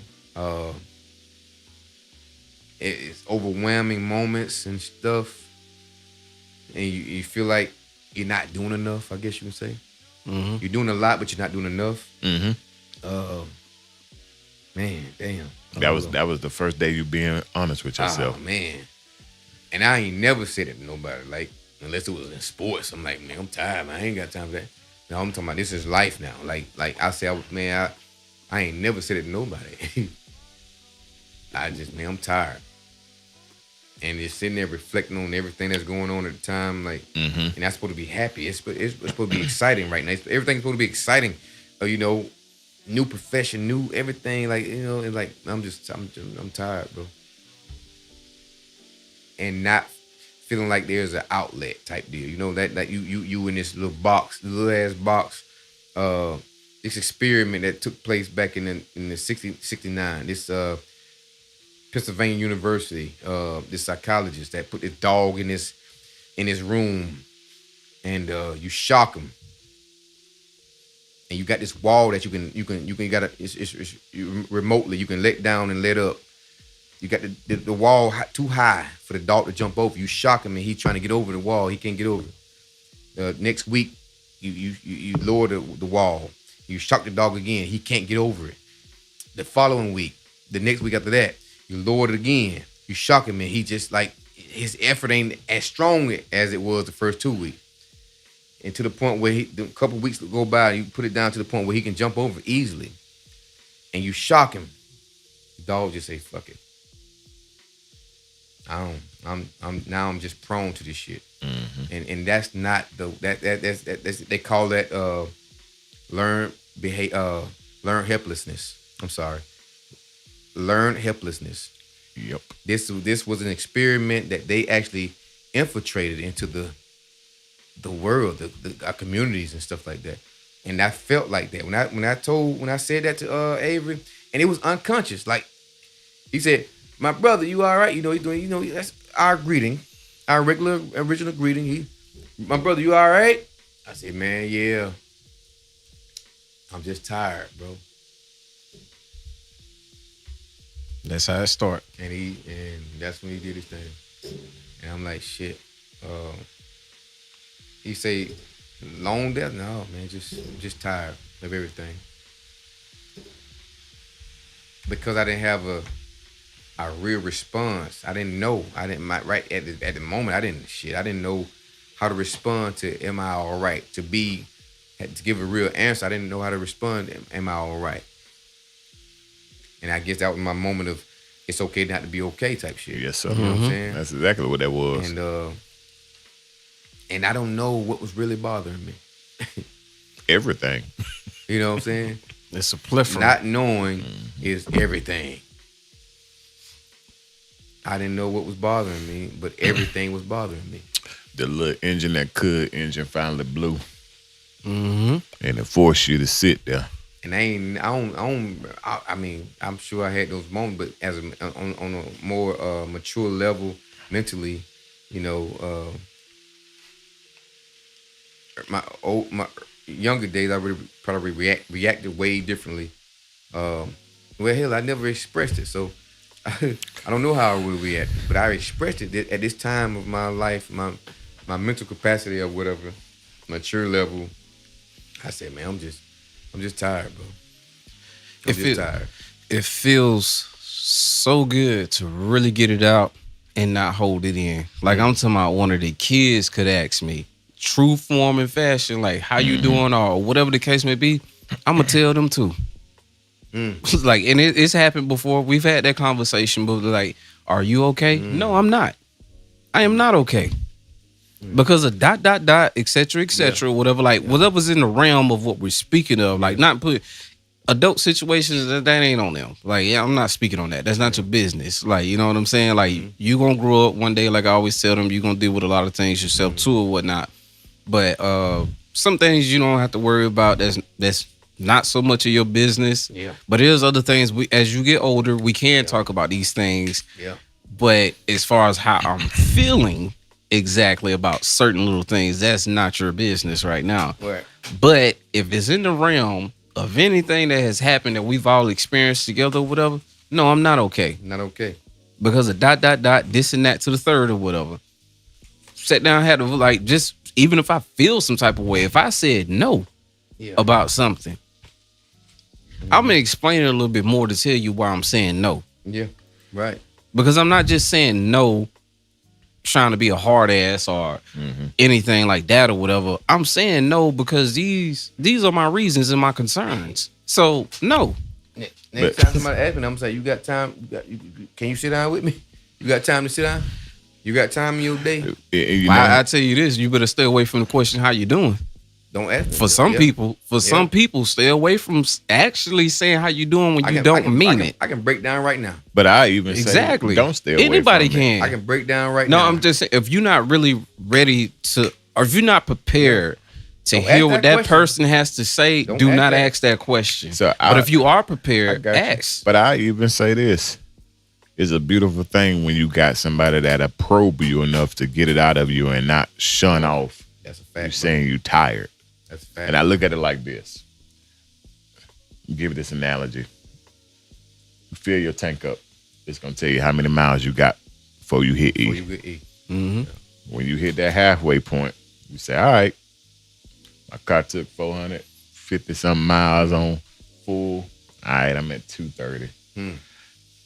That quarter tank come up. That light indicator gonna come on. Hey, we almost empty. I know my car. I'm good. You're gonna keep riding. You're gonna get home. Cause you're gonna ignore that light done came on already and told you we almost empty.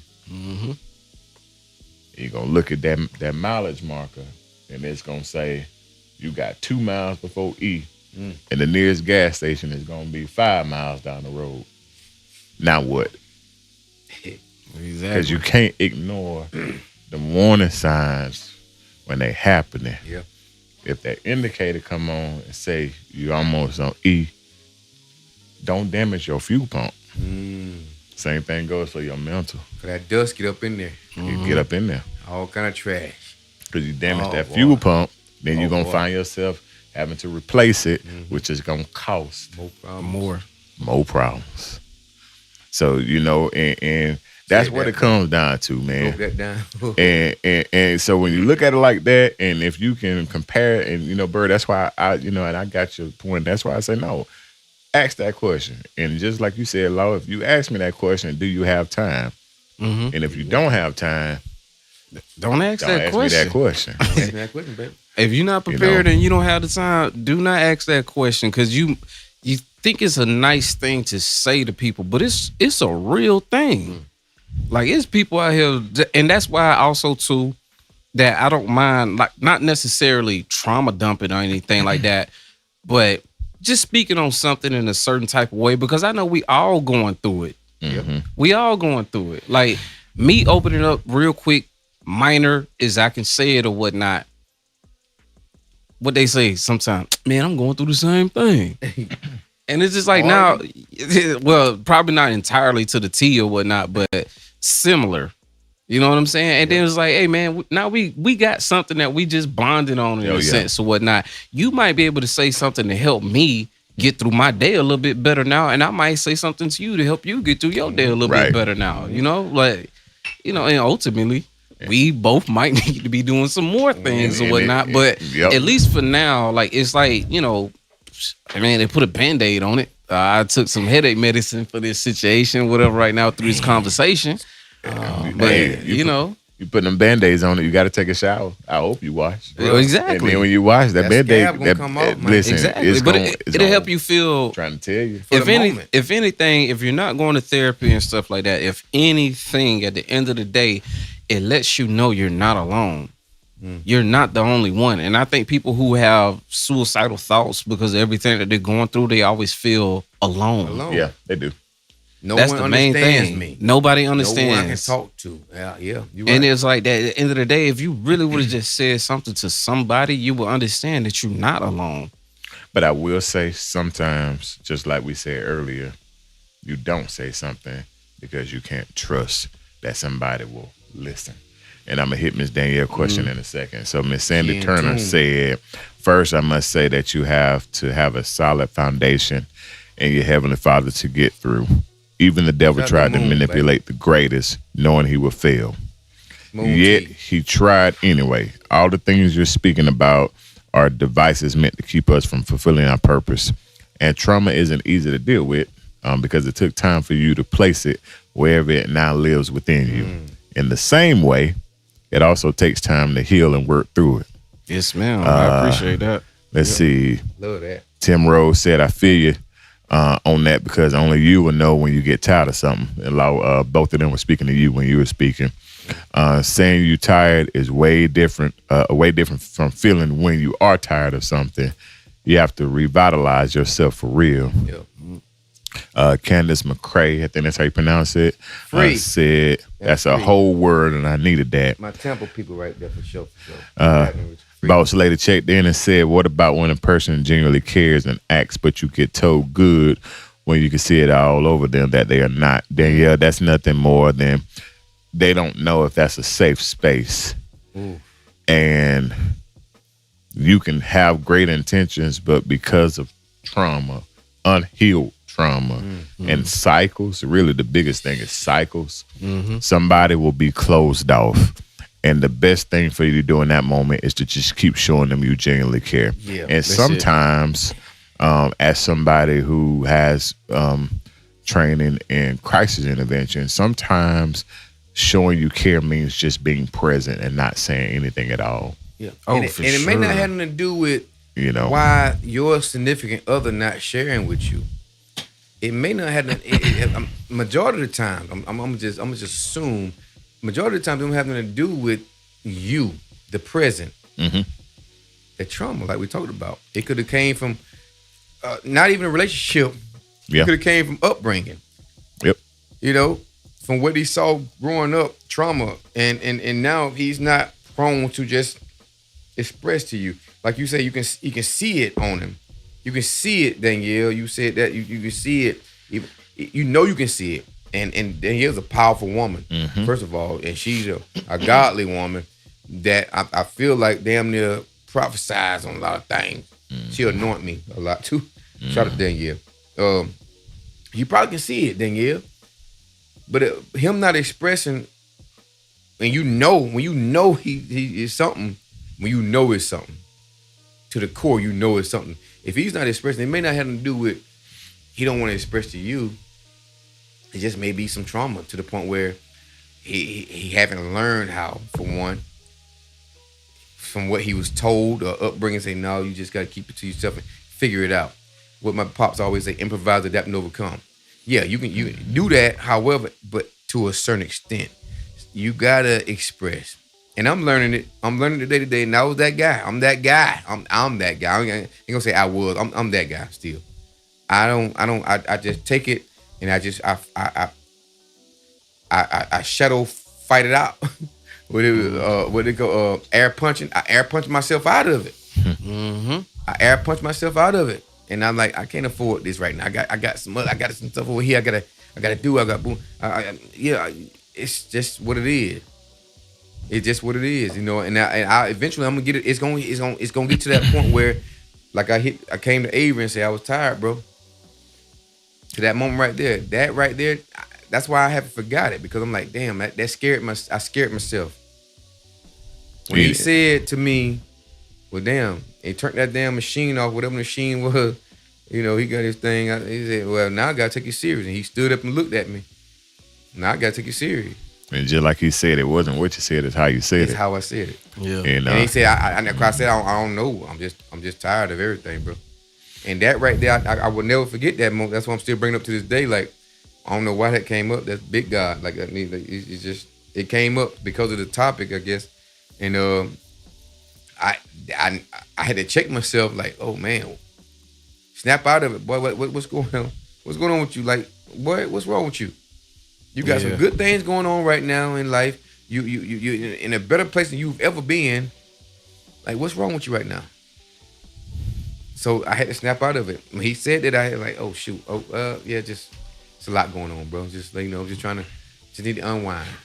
And that was my scapegoat response. That was my safe response, I guess you would say. And I didn't sit there and express nothing. That I just said that because I knew he was working, and I'm like, I'm just. See, that's another thing I want to say. In addition to, like, it's the trauma aspect that could be a thing, and I don't been told this like plenty of times, way before I had a significant other or whatnot, just through my immediate family or whatnot.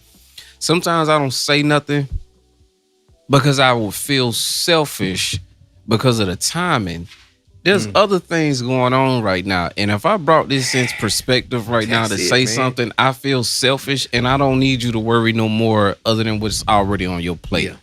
And then add my issue. Exactly. Yeah. And it's like, even now, today, I still kind of do that. And everybody has told me the same thing. Like, stop doing that. Like, you know what I'm saying? You just need to say it. But that's how we think as men. Yeah. A lot of time, majority of the time, I'll say 65, 70% of the time, we think about you just expressing me what you going through. And I feel selfish. You know, now because if I say what I want to say right now, I feel like I'm making it all about me. How can you versus help me yours when I'm trying to help you? From what you expected me 2 days ago, I'm still trying to help you with that. Now I'm throwing you this right here. Who gonna help us? Exactly, and I do understand that sounds crazy. I don't mean to laugh, but that's so funny that you say that, because it's like who gonna help us? Like, now we both in shambles, right? And the universal thing to say, especially if you're a believer, go to God. Right. I pray every day, night, throughout the day. I talk to Him. I don't even just pray. I just talk. Sometimes I'm by myself in my truck. Or in my office. I just talk. You know, I just spit it out. And so it's like, yeah. Am I being impatient, or am I not waiting for Him?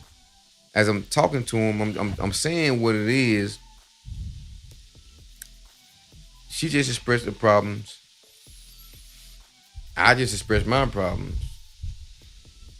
We ain't resolved her problems. Now we got more problems because of my problem. It's like, oh my God. It's a crazy Ferris wheel for sure.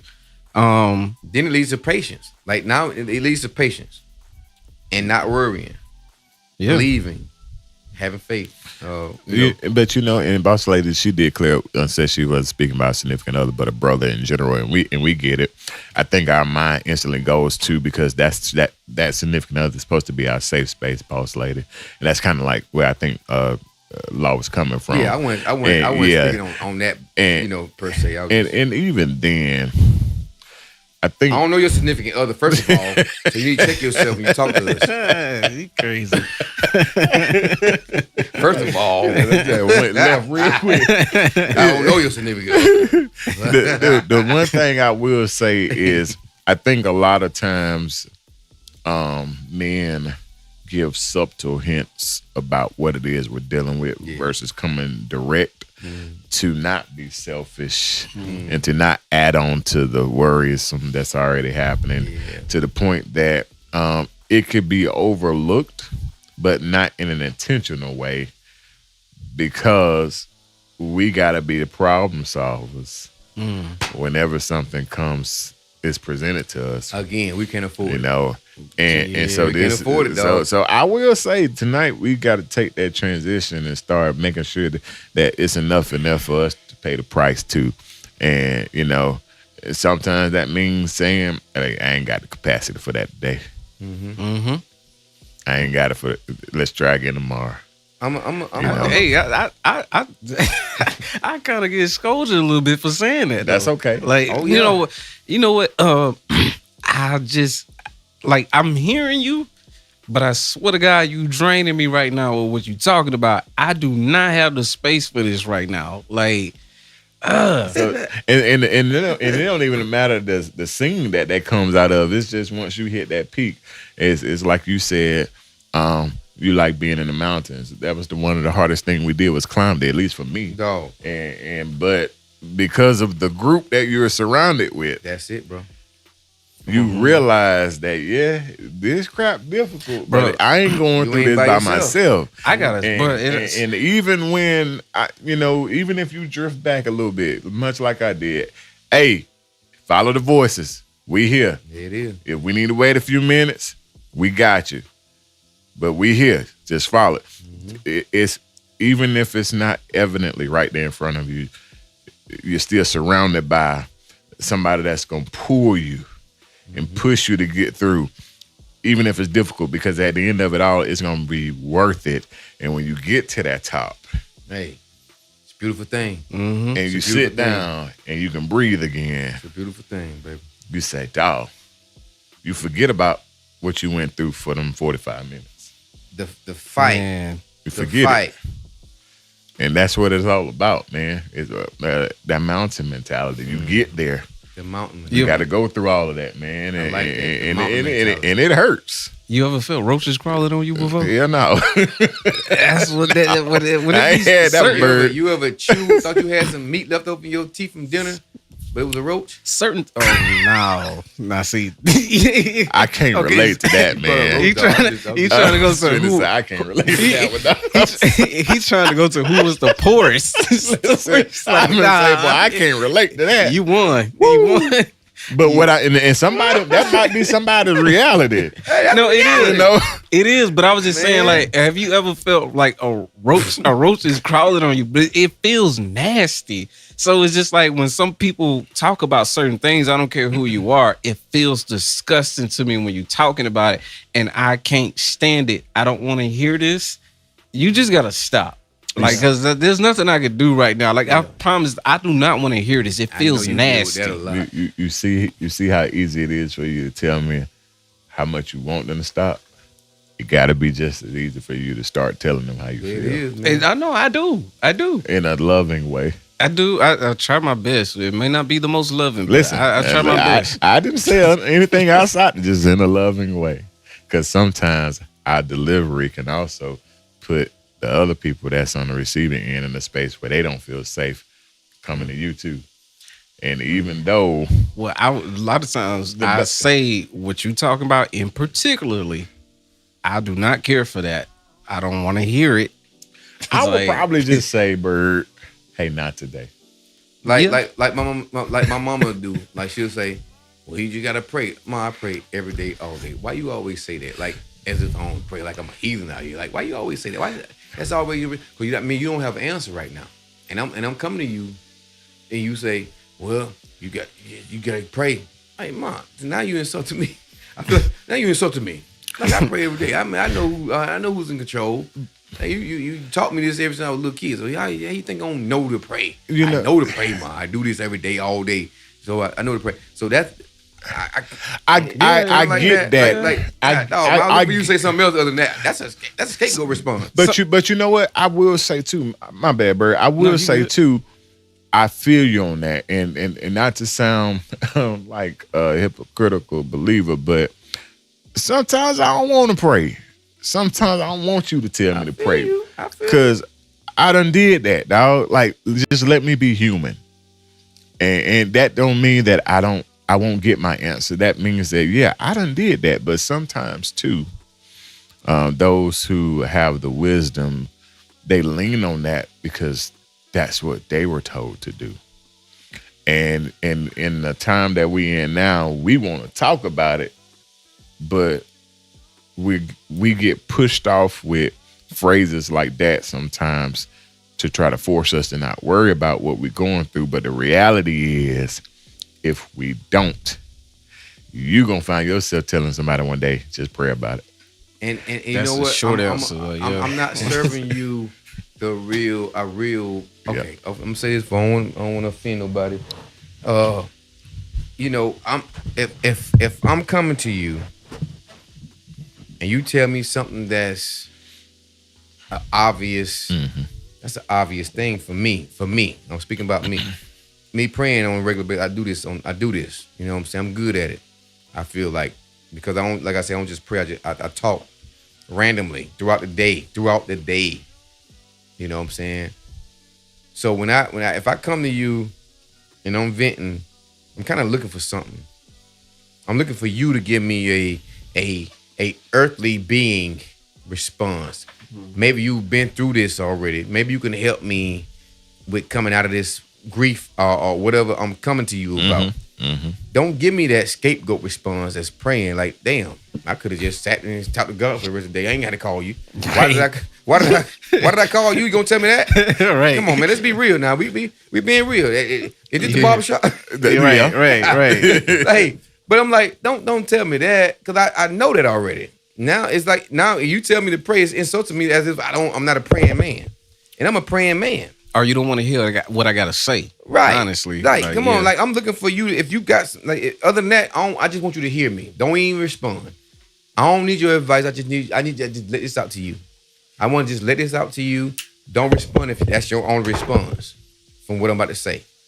Just be a good listener right now, because I need that. I need you to be a good listener, because if your only answer is, you gotta pray about it. We grew up on that. Hey, listen. And that's like a nice way to saying, I don't know what to do for you. All right, I don't want to talk about this. I can't help you. Yeah, I don't want to hear about this. I don't want to talk about it. So my response is, like what you just saying, like it agitates me, and it feels like roaches are crawling on me. And I tried my best. I've tried my best to not say nothing and just listen to you this entire time. But if it start lingering a little bit too long or whatever for me, then I'ma just like I gotta stop you. I appreciate you for listening to me. I gotta stop you, because I don't like listening to this type of stuff. I feel you. So because of what I do career-wise, I find myself, when I get overstimulated, is the word I like to use. That's what it is. Yeah, that's the word. Overstimulated. I go to my boss and I say, hey, I can't do this no more today. I done had enough. I'm like, I done reached my capacity of listening to these things today. And she gets it. I say, I'll just pick up tomorrow. Today, I done had enough. That's it. And I get it. And, so I'm one of them people, if somebody tell me, just pray about it, I flip that thing right back on you and say, well, the Bible tells me faith without work is dead, and I'm trying to put my work in and come to you But if you just gonna hit me with that one liner, I can't look at you as my brother to lean on right now, because don't brush off what I'm expressing to you, because obviously I'm telling you I need you, even if for a moment. You know, and just for a moment. Yeah. And same with my experience work wise or whatnot. There's been days I probably had a long day planned for work, but you can come across a few people or clients, whatever it is that I had to do for that day or whatnot. There's been days I just cut it short because you have drained me for the day, and I have nothing to give to nobody else. I'm done. I don't want to hear nobody else's stuff today. I am done. Like I'm gone. Like I'm finished to go home. I'll reschedule everything else or whatnot. I am done. Like, you are not gonna drain me as a human being and let me take on. I can't take on everybody's stuff like that, man. Come on now. Like that's it's such a weight. And it's like, especially if you're a compassionate human being type of person or whatever, like I am, I smile a lot, I laugh a lot, I listen to people. I want to hear what you got to say, and all this stuff. That smile, though. Exactly. But when you putting that type of kind of crazy stuff on people or whatever, man, it's just like, bro, like, hey, no, I ain't got it. I ain't got it in me to do this. My like, ain't there right now, bro. I'm done. I am done. I don't want to hear nothing like this. I want to hear something else. Yeah. But we done had plenty of moments like that. We talk about doing the music review, and I'm like, Bird, I ain't got it in me today, dog. Yeah, for sure. I'm just tired, man. I need to rest. Same. Because that light done came on me, boy. And this light, you go and you go and you go. You just got to realize, shit, if I don't stop right now, my body gonna force me to do it. Man, you gotta listen to yourself so much, whatever. You just gotta back off, sit down, shut up, be in silence, do what it is, whatever you want to do that's gonna make you okay. But I can't deal with your stuff. Whatever this is, I can't deal with that right now. I don't want to. It feels nasty, like. And Bird. And it's okay to not be okay, dog. Exactly. Not be okay. And I'm okay with saying whatever I want to say, because that's how I'm feeling right now. And I feel like I don't even got to know you. That's how I feel right now, dog. Like, it's just like, nah, I ain't with that. Like, you know, like, I'm good. And Candace said, some people say pray about it because they don't have anything else to say about the situation. Absolutely. I think we said that, and we know that's the truth. And Tim Rose just put, while you talking, Bird, he said, bro, that's me. Just listen to me because I called you to vent. If you say nothing but I love you, man, then that's good enough. There you go. For sure. At least I got it off my chest, because you never know if that convo will stop me from committing suicide. Not saying I'm on that level, but a listening ear is very important. I'm just saying. Now that's a different conversation, because what you're talking about is worth listening to. Absolutely. Because I definitely had to do that. And I've extended the invite and the call or whatnot, like, especially, you know, going through my own thing, understood even more. And I was like, bro, if you just want me to just sit on the phone and just listen to you talk, bro, I'm here. That's different. Like, you know what I'm saying? I know what the conversation is about. That's different. It be the BS kind of conversation. It's like, or when you don't feel like you was wrong. It's negative conversations. That's the thing that bothers me the most. It's the negative conversations. Like how you feel about something and somebody say that they love you or whatever the case may be, that's what they supposed to do. Yeah. And that's what I will do. I will sit right here with you. I love you, man. I'm here. If you need me, I may not have an answer, but I love you and I'm here. I listen to you. I'm here. Before I say pray about it, I will sit here for 4 hours with you. Facts. And not say nothing. Facts. And just listen. Facts. That's it. I ain't got no response. Where you at now? Where you at right now? I'm coming to where you at, god dang it. I'd rather sit in your presence while you're going through this. I keep my eye on you at once. That's indirect, but I can, I'll be around you. We're gonna sit back and I'm gonna say a joke. I might trip and fall or something like that. Get your mind off that, and but we're gonna sit here. Long as we need to sit here. We're gonna talk and we're gonna laugh and we're gonna, whatever. Cry on my shoulder, god dang it. Yeah, it's man. All right. It's all right. It's just me and you. Oh, that's real quick right there too. I don't know if a lot of men like to or whatnot, but to be okay with crying in front of people, man, sometimes, dog, it's okay. Hey. The scenarios, depending on what I wouldn't say depending on the scenario because that's your feelings, your emotions or whatnot, but be okay with being able to do that. Yeah, man. You know what I'm saying? Yeah. You've been through something tragic or whatnot, be okay with it, man. Like, I know you can't do it in front of everybody, but if you did it in front of one or somebody, like, bro, it's okay, dog. Like, hey, you can cry in front of me. I keep paper towels in the car. Hey, bro, it's okay. So I got some. We'll wipe it.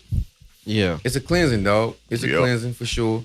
Like I say, I mean, I always say I'm too dehydrated to be crying. I get it. I'm gonna stop saying that. I'm gonna stop saying that because I'm older. I get, the more emotional I seem like I get. You know, I can cry off somebody's funeral that don't even have nothing to do with me. You know, I cry off somebody's happiness. Like, damn, I felt that. And why am I being like, you know, it's little stuff like that just been hitting me lately. I'm like, what the fuck wrong with me? Like, I be checking my slap. Nah, I'm not even talking about the Denzel Washington one tear cry. Yeah, man, I'm talking about boo hoo, snot nose, yeah, eyes red, teeth showing like bird. Like you a little boy again. First time your mama dropped you off at preschool and you didn't want to leave him. My son, like, I hate to see my son cry. Like, man, I'm like, damn, man, like, come on, don't do that, dog. Like little Nolan, like he ain't ate in months, and he sit there and scream and dry heave. Exactly. And I'm like, son, the food is in my hand. Like, yeah, why you doing this right now? when he got his shots and stuff, like, I was mad at the damn nurse. Trying to catch a breath. Ready to fight. Yes. Like, don't hate it, man. You shake your leg before you put that damn needle in your leg. Like, my son had this doggone that he got caught up, so it was like 15 seconds when it wouldn't come out. That cry. Yeah. Like, froze. I'm like, see what you did? Like, why didn't you just? I told you what to do. Shake his thigh before you, you know. Like I said, I asked you that before you did it, and you did opposite of what I asked you. Now look at my son. I was mad, bro. I would. I'm like, I will say that I wanted to go back to another shot for myself, but now I want to see how the next nurse come in here and do the wrong thing. Like, my son don't cry, but now you got him like this right here. I ain't never seen it before. I ain't never seen my son cry like this right here. Like, come on, dog. That bottom lip going. Man, he couldn't even catch his breath like that. I was ready. Fight. Like, man, listen.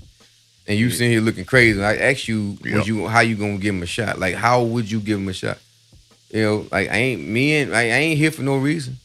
I'm here to make sure he good. Like, don't just give him no shot like that. Don't just poke no dang needle in my boy's thigh.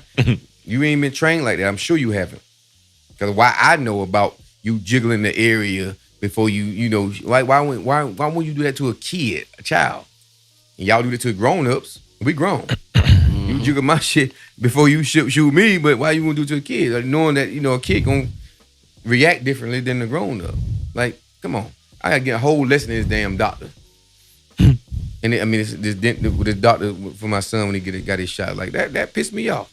Yeah, for kids, you should do it differently. Like, with adults, you can say 3, 2. Come on, dog. Put it in. Come on. Like, that might have sounded crazy on the mic. That pissed me off, man. And I'm having flashbacks right now. Let me get out of that right there. Hey, I'm gonna be late for work tomorrow. Don't be late for work. 3 years ago when you 3 years ago you did. Damn it! I just told you. I just asked you that. You said, yeah, you did the opposite. Like, dang it. But yeah, I know y'all don't care because it ain't your child. Right. But that, you know what I'm saying? I get it. I get it. Slow down, scoundrel. And just like Avery said, he said, I would ask you, have you prayed about whatever is bothering you, then go from there. Yeah. Okay.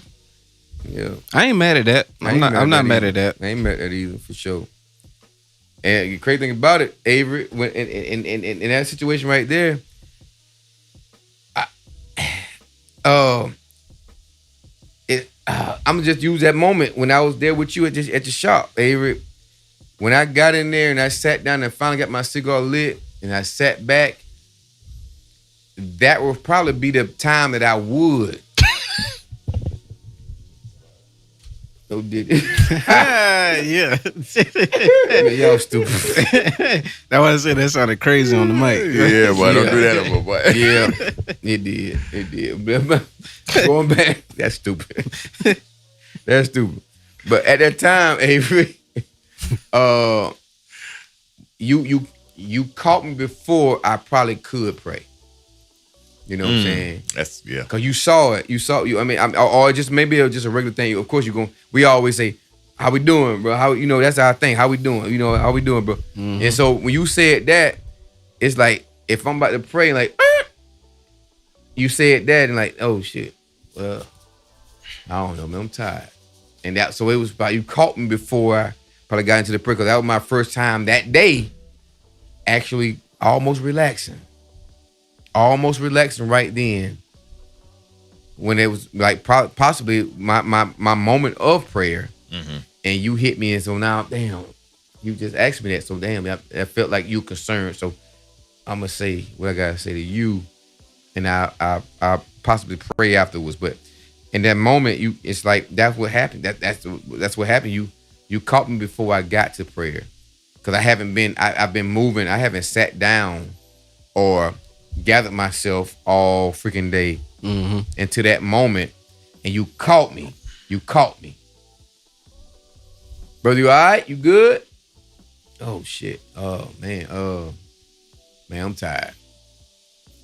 I'm just tired. And that's just how it happened. Mm-hmm. You know what I'm saying? Like, it was right. It might happen right simultaneously, like bam. In the midst of me about to pray, boom.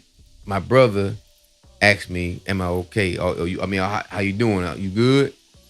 Mm-hmm. And boom. So it can happen in that way, because that just happened. You know what I'm saying? I'm gonna say something too. In the course of being vulnerable, Saturday, right? I text you and Denzel.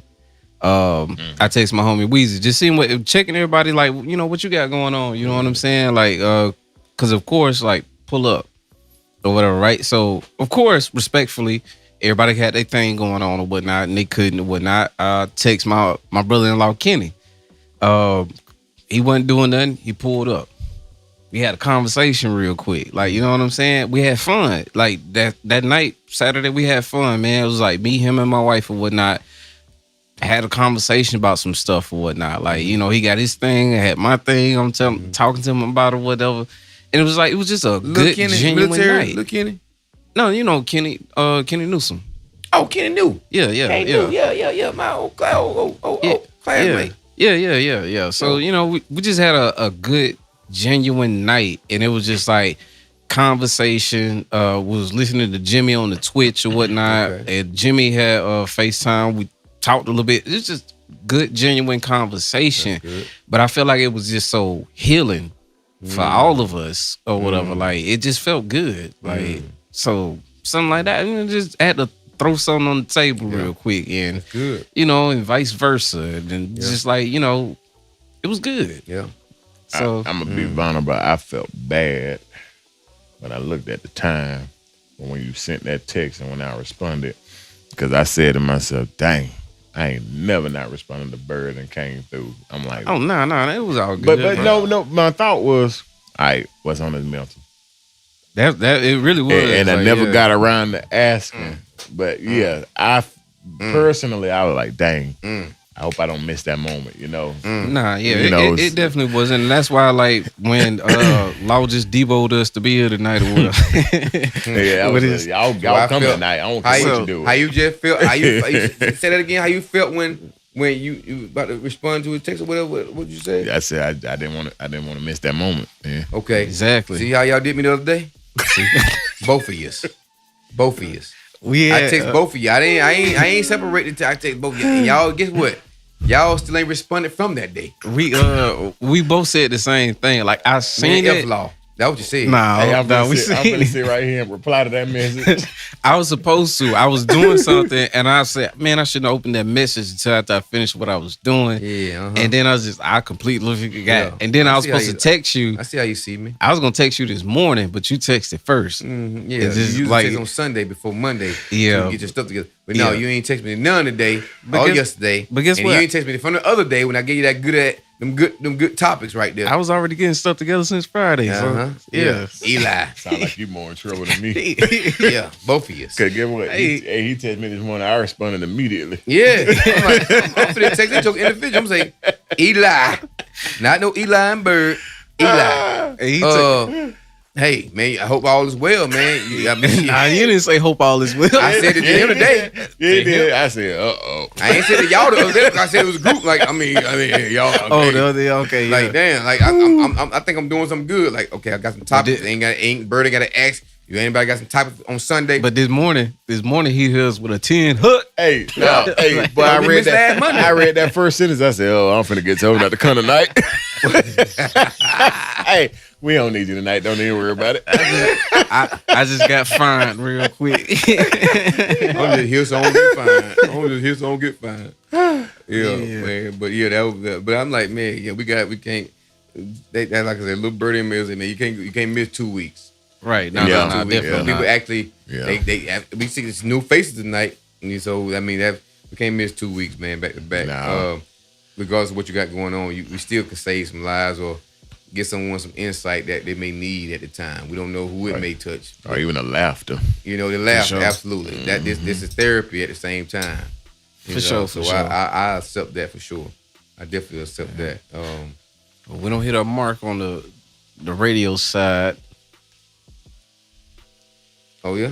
Yeah, and that ain't the right time up there either, man. No, it's not. Boy, and that confused me because we're an hour in. We started late, so 22 minutes behind. Yeah, that clock is an hour and 22 minutes behind. And we was late, man. And I know we want to keep going because we got so much more that we can give, and people in the comments can too as well. Yeah, but guess what? Next week.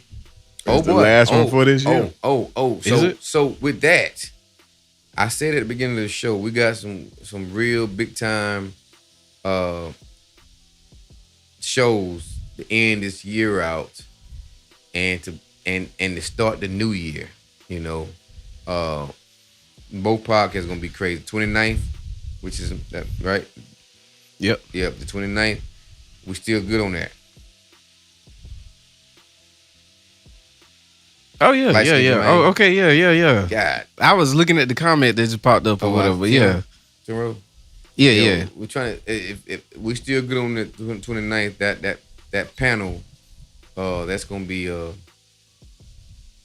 I found a few more ladies to jump on that bad boy. All right, we're gonna talk about it. Yeah. Okay. Yeah. We that's a great way to end the year, and the following week is a great way to start the new year. I think that would be dope. Okay. If we still in, cahoots with everything. That's why I thought about it, like, man, shit, we just cancel this week and go straight to 29th. But I said, no, man. And no, actually someone said, no, you I look at this. We look for it. I'm like, really? Like, that boosts me up. And guess what? I text y'all. Yep. Mm-hmm. Full circle. He sound like Charlemagne right now. Time frame. That's right. Real time. It was real time for sure. It was real time. And I'm like, hoping these jokers respond today. They ain't responding me the other day. These jokers want to do nothing today. So, yeah. I'm glad y'all responded. Glad y'all ain't leave me on read. Nah, I ain't gonna do that. And just like Tim said, bro, y'all really having a great convo, real spill. I feel my dad wasn't in my life growing up, and I ran the streets. If you see me, then you're going to most likely see one or all my sons. Oh, for sure. Therapy is key, bro. For sure. And that's absolutely true. Absolutely. For sure. Like, his boys, they show up. Yes, and they show up and they show love. Like, he was 110% in their life. The way they show up and like how they respond and act around him. Yes, sir. He was there. 110%. I love to see it, bro. Well, we always say it every time we don't connect it and stuff like that. When we see them pull up too, love to see it, dog. I love how he changed the climate of, him not his dad, him doing the thing that he do. Like, Tim has a life. He got a story. I'm waiting for that book, Tim. Yeah. Like, he has a book, man, like that's gonna save a lot of lives, gonna touch a lot of lives. I'm waiting for that book, Tim. I can brag on you all day, but it's like, man, like it won't. I always love that part the most, the fatherhood part, especially when you say you didn't grow up with your pops. Yeah. And then to see like how yours respond to you, man, that's such a beautiful thing. To my mom pops. I'm talking about everybody. Any and everybody. But Tim is one of the ones I see it from. Joe is another one that I see it from. Yeah. Sure. Y'all, like everybody, bro. Yeah. Like just that father, like you can see when they son show up how much he was in their life because of how they responded to him in real time. Like, I love to see it. And it ain't never too late either. If your pop's still here, you know, on this earth, man, it ain't never too late to reconnect for sure. If you're not connected, it's never too late, man. So fight for it if you can. If you feel like it ain't nothing there, I understand. But if he's around, fight for it. Fight for that time, man. Catch up. You know what I'm saying? I thank God for my pops for sure. I definitely thank God for the moment and of us, you know, kicking it together. You know what I'm saying? So that's definitely a blessing and keeps me going on a regular basis for sure. It helps me continue to be a better man, better father, also, because he don't ignore what he lacked me growing up, but he damn sure keeping me on point on how to, you know, go Continue. at right now, like he definitely, you know what I'm saying. So I mean, ain't nothing better than that right there. And that's that conversation right there. That For sure. You know, I was thinking about a couple months ago. It's that conversation, like where I'm at right now. Yeah. And maybe where you lacked that back then or whatnot. Yeah. Like, you know, what can I do? He's showing me the game.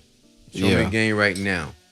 You be better than me. That whole point of, they always say, you don't be like me, son. Be better than me. You know what I'm saying? Mm-hmm. That's it. That's what he's doing right now. Yep, and that was it. That's it right there. That was the conversation right there. Mm-hmm. And I can't have that with nobody else but him. That's right. That's that conversation. That's right, so definitely don't miss out on that, man. That's right. That's beautiful. Mm-hmm. So Better late than never. yes, sir. Mm-hmm. All right, man. What else y'all want to close out with, man? Any so closing remarks? We hit him with it tonight, baby. Start. Ooh, that's it. One word. Start. One word. Shout it. Start. 3 times. Say it low. Start.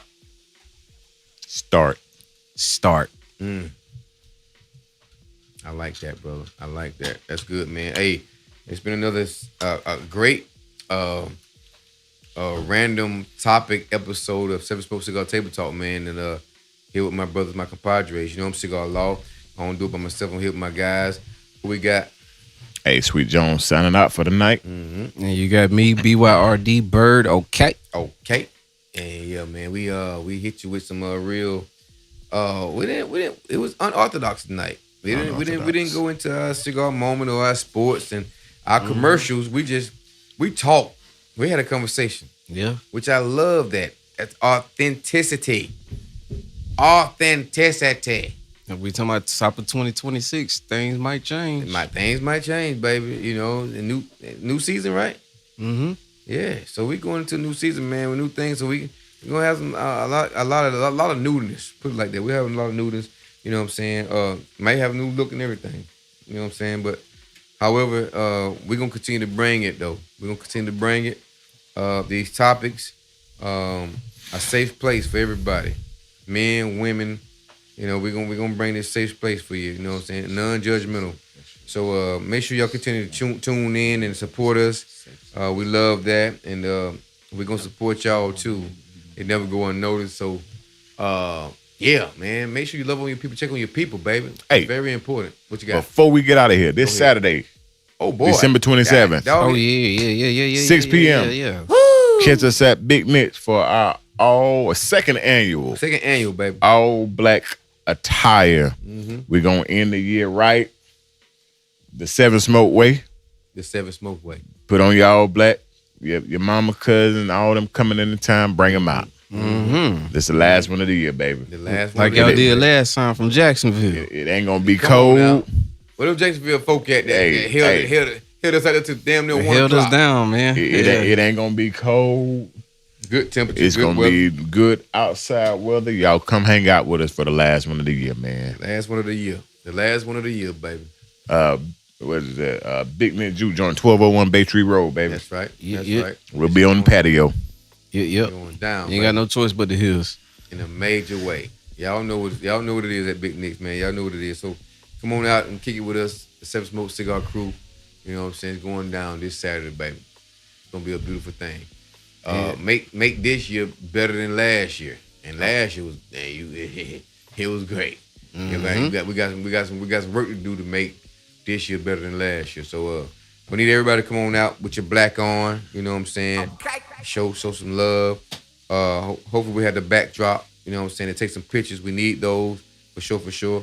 I'll check on that. But yeah, we're gonna have a backdrop. Hopefully to everybody taking pictures and everything. So yeah, it's gonna be a great night. Great night. I already feel it because the weather gonna be great. And just come out looking good, man. Put that ish on. Come on, if we ain't told you to put that ish on before, this is the one you put it on for right here. The last one of the year. Last one of the year. A way to end the year and a way to bring the new year in. You know what I'm saying? So let's go, baby. It's going down. Hey, but any closing words? Y'all good? Yeah, we done told them already. Y'all already told them already. You got dang right you did. You know, hot dang right you did. But go Dogs. And Merry Christmas, everybody, man. Merry Christmas. Yep. Christmas. Merry Christmas. And Happy Easter. Bird, what you say? He got a pee-pee. Bird got a pee-pee. Hey. All right. Here's my shining light, man. Oh, anyway, y'all, hey, y'all hold it down. We're gonna see y'all next on the 29th. Possibly at Big Nick's, 1201 Bay Tree. You know what I'm saying? Going down in the major way. So yeah, man, y'all look forward to us being on next Monday. It's gonna be a great night. So y'all come on out. It can be a live audience for sure. So but we will give y'all more updates throughout the week. But Merry Christmas again. I hope y'all have a happy Merry Christmas. Everybody get what they want, the kids and all that good stuff, man. But until then, man, y'all know it's Seven Smoke Cigar Table Talk. Love on your people, check on your people, baby. You know what I'm saying? Turn all your pains into champagne. And all this fails, man, y'all know what to do. We're going to smoke.